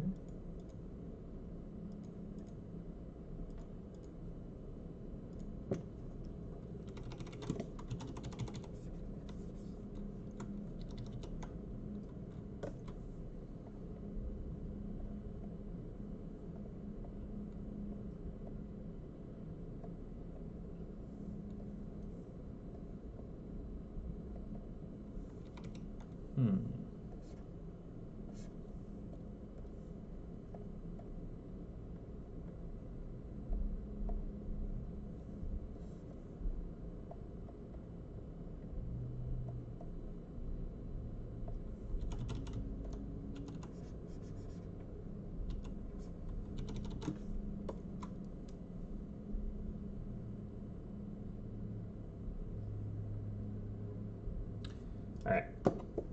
Been looking at it too long.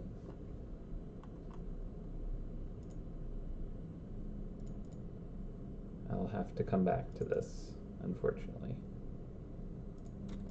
Okay. Saved, and let's jump over, see if there's anything here.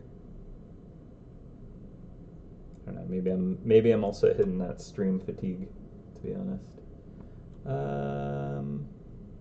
Like what I'm thinking is like, well, what if we just did cute little balloons and confetti?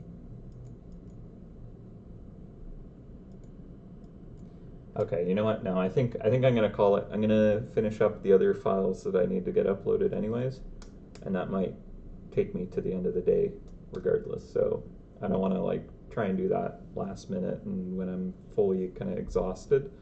So unfortunately, it didn't end up where I wanted it in the end. Yeah, facets everywhere. It kind of worked though. Yeah. Oh, thank you. Yeah, the bricks were fun, and I kind of wanted to get that like the Valor Rift kind of floaty brick activity. I still want to add some like kind of glow or magic or something there maybe. Should we just add crystals here, since I said I was going to? Just get revenge on all those crystals that failed today by adding cute little tiny crystals here.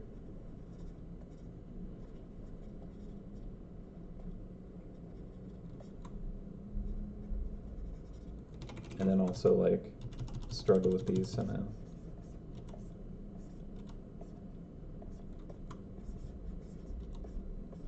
I don't know, technically this is one of the things that I should upload today. So me kind of just puttering around on this is still work that I did want to get done.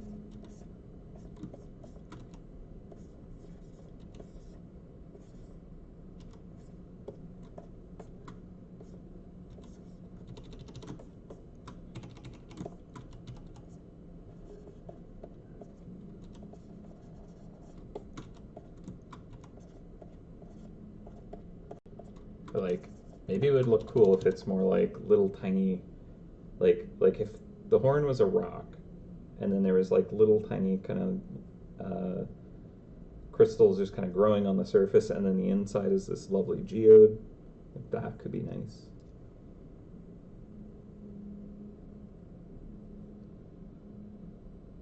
Yeah, lambent crystal. Yeah, that's a great mouse. I think Jesse did that one way back when.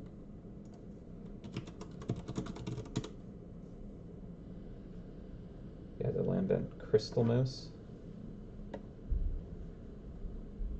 Just a cute little kind of circular one in the giant crystal, right? That one.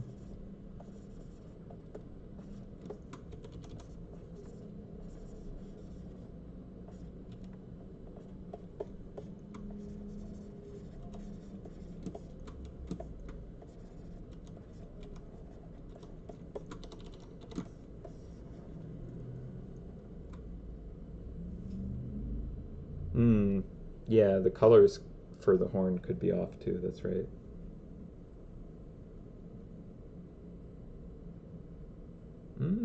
Silver metallic.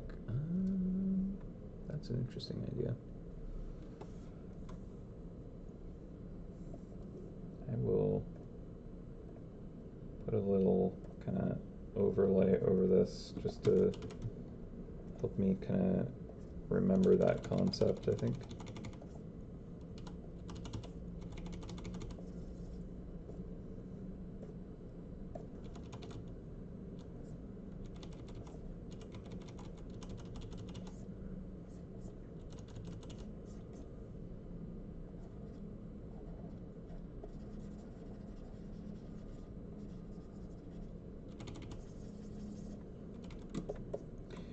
It didn't help. I did it wrong. All right.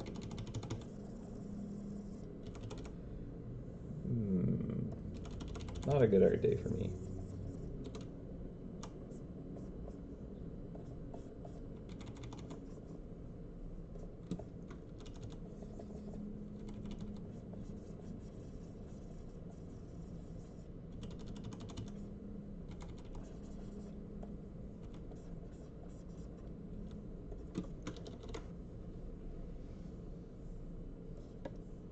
I put so much effort into like being like, no, no, I should use that like drawn structure, make it a pineapple.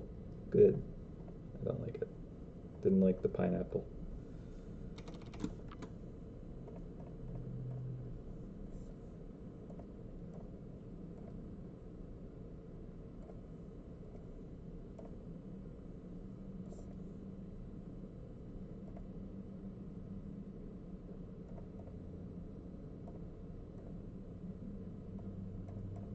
It's like that isn't bad. I just think it should be less detail, like simplified. Like maybe I should just zoom in on that.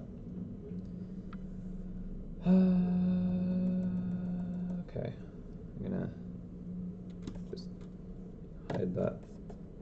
Ignore it.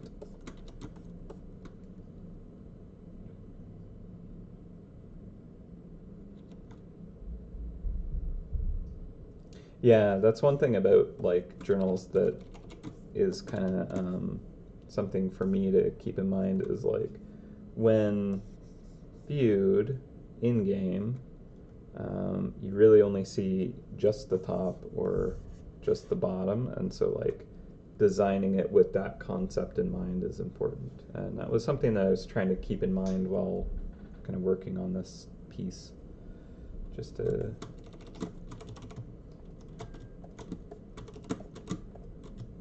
use a little bit of that intention.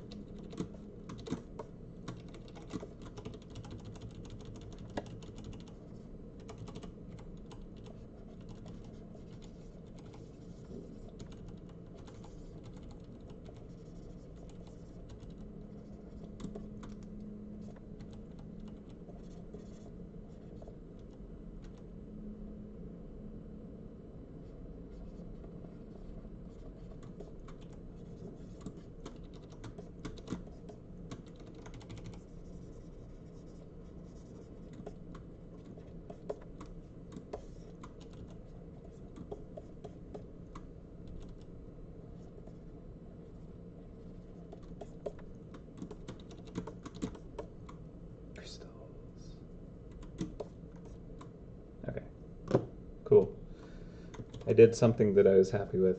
I can wrap up now. Oh no, it's all distracting now. It's fine.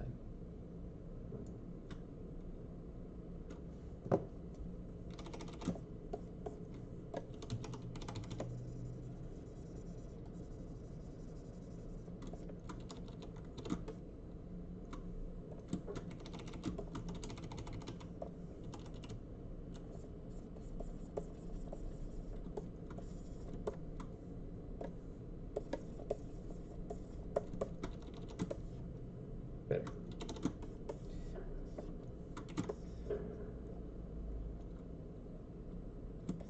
Cool. Alright, save. Okay. Well, I hope you enjoyed today's stream. It was a thing. I think I'm happy with the banner like direction. I think I can work off that. I think I'll be fine creating the horn once I kind of like look at it again with fresh eyes and just kind of know how to resolve. Yeah, I don't know if pineapple is the way to go. May not be.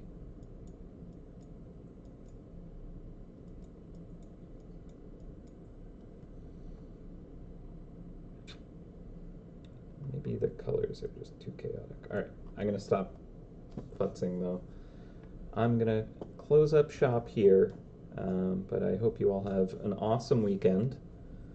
Hey, by the way, am I still synced up properly, or did my audio break again?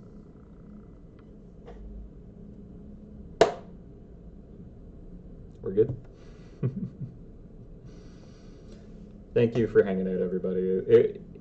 As struggle it was still fun. I always enjoy streaming with you all, and I appreciate everybody who comes in and watches and just skips around or just kind of sees what's up. Sorry if this isn't kind of like well, it's not the ideal, you know. Like I imagine it'll be interesting to see the history of like when you get to see this in game temporarily. It might only exist for one event ever. It'll be interesting to see what that looks like versus kind of this, because it's not going to look the same. So that'll be interesting. But yeah, I shall see you all probably in 2 weeks. I'm sure Dave will be streaming next week, and I hope you all have a safe and awesome weekend. So do take care of yourselves, take care of each other. I hope you have a good week, and I shall catch you later. Bye for now. Okay, bye.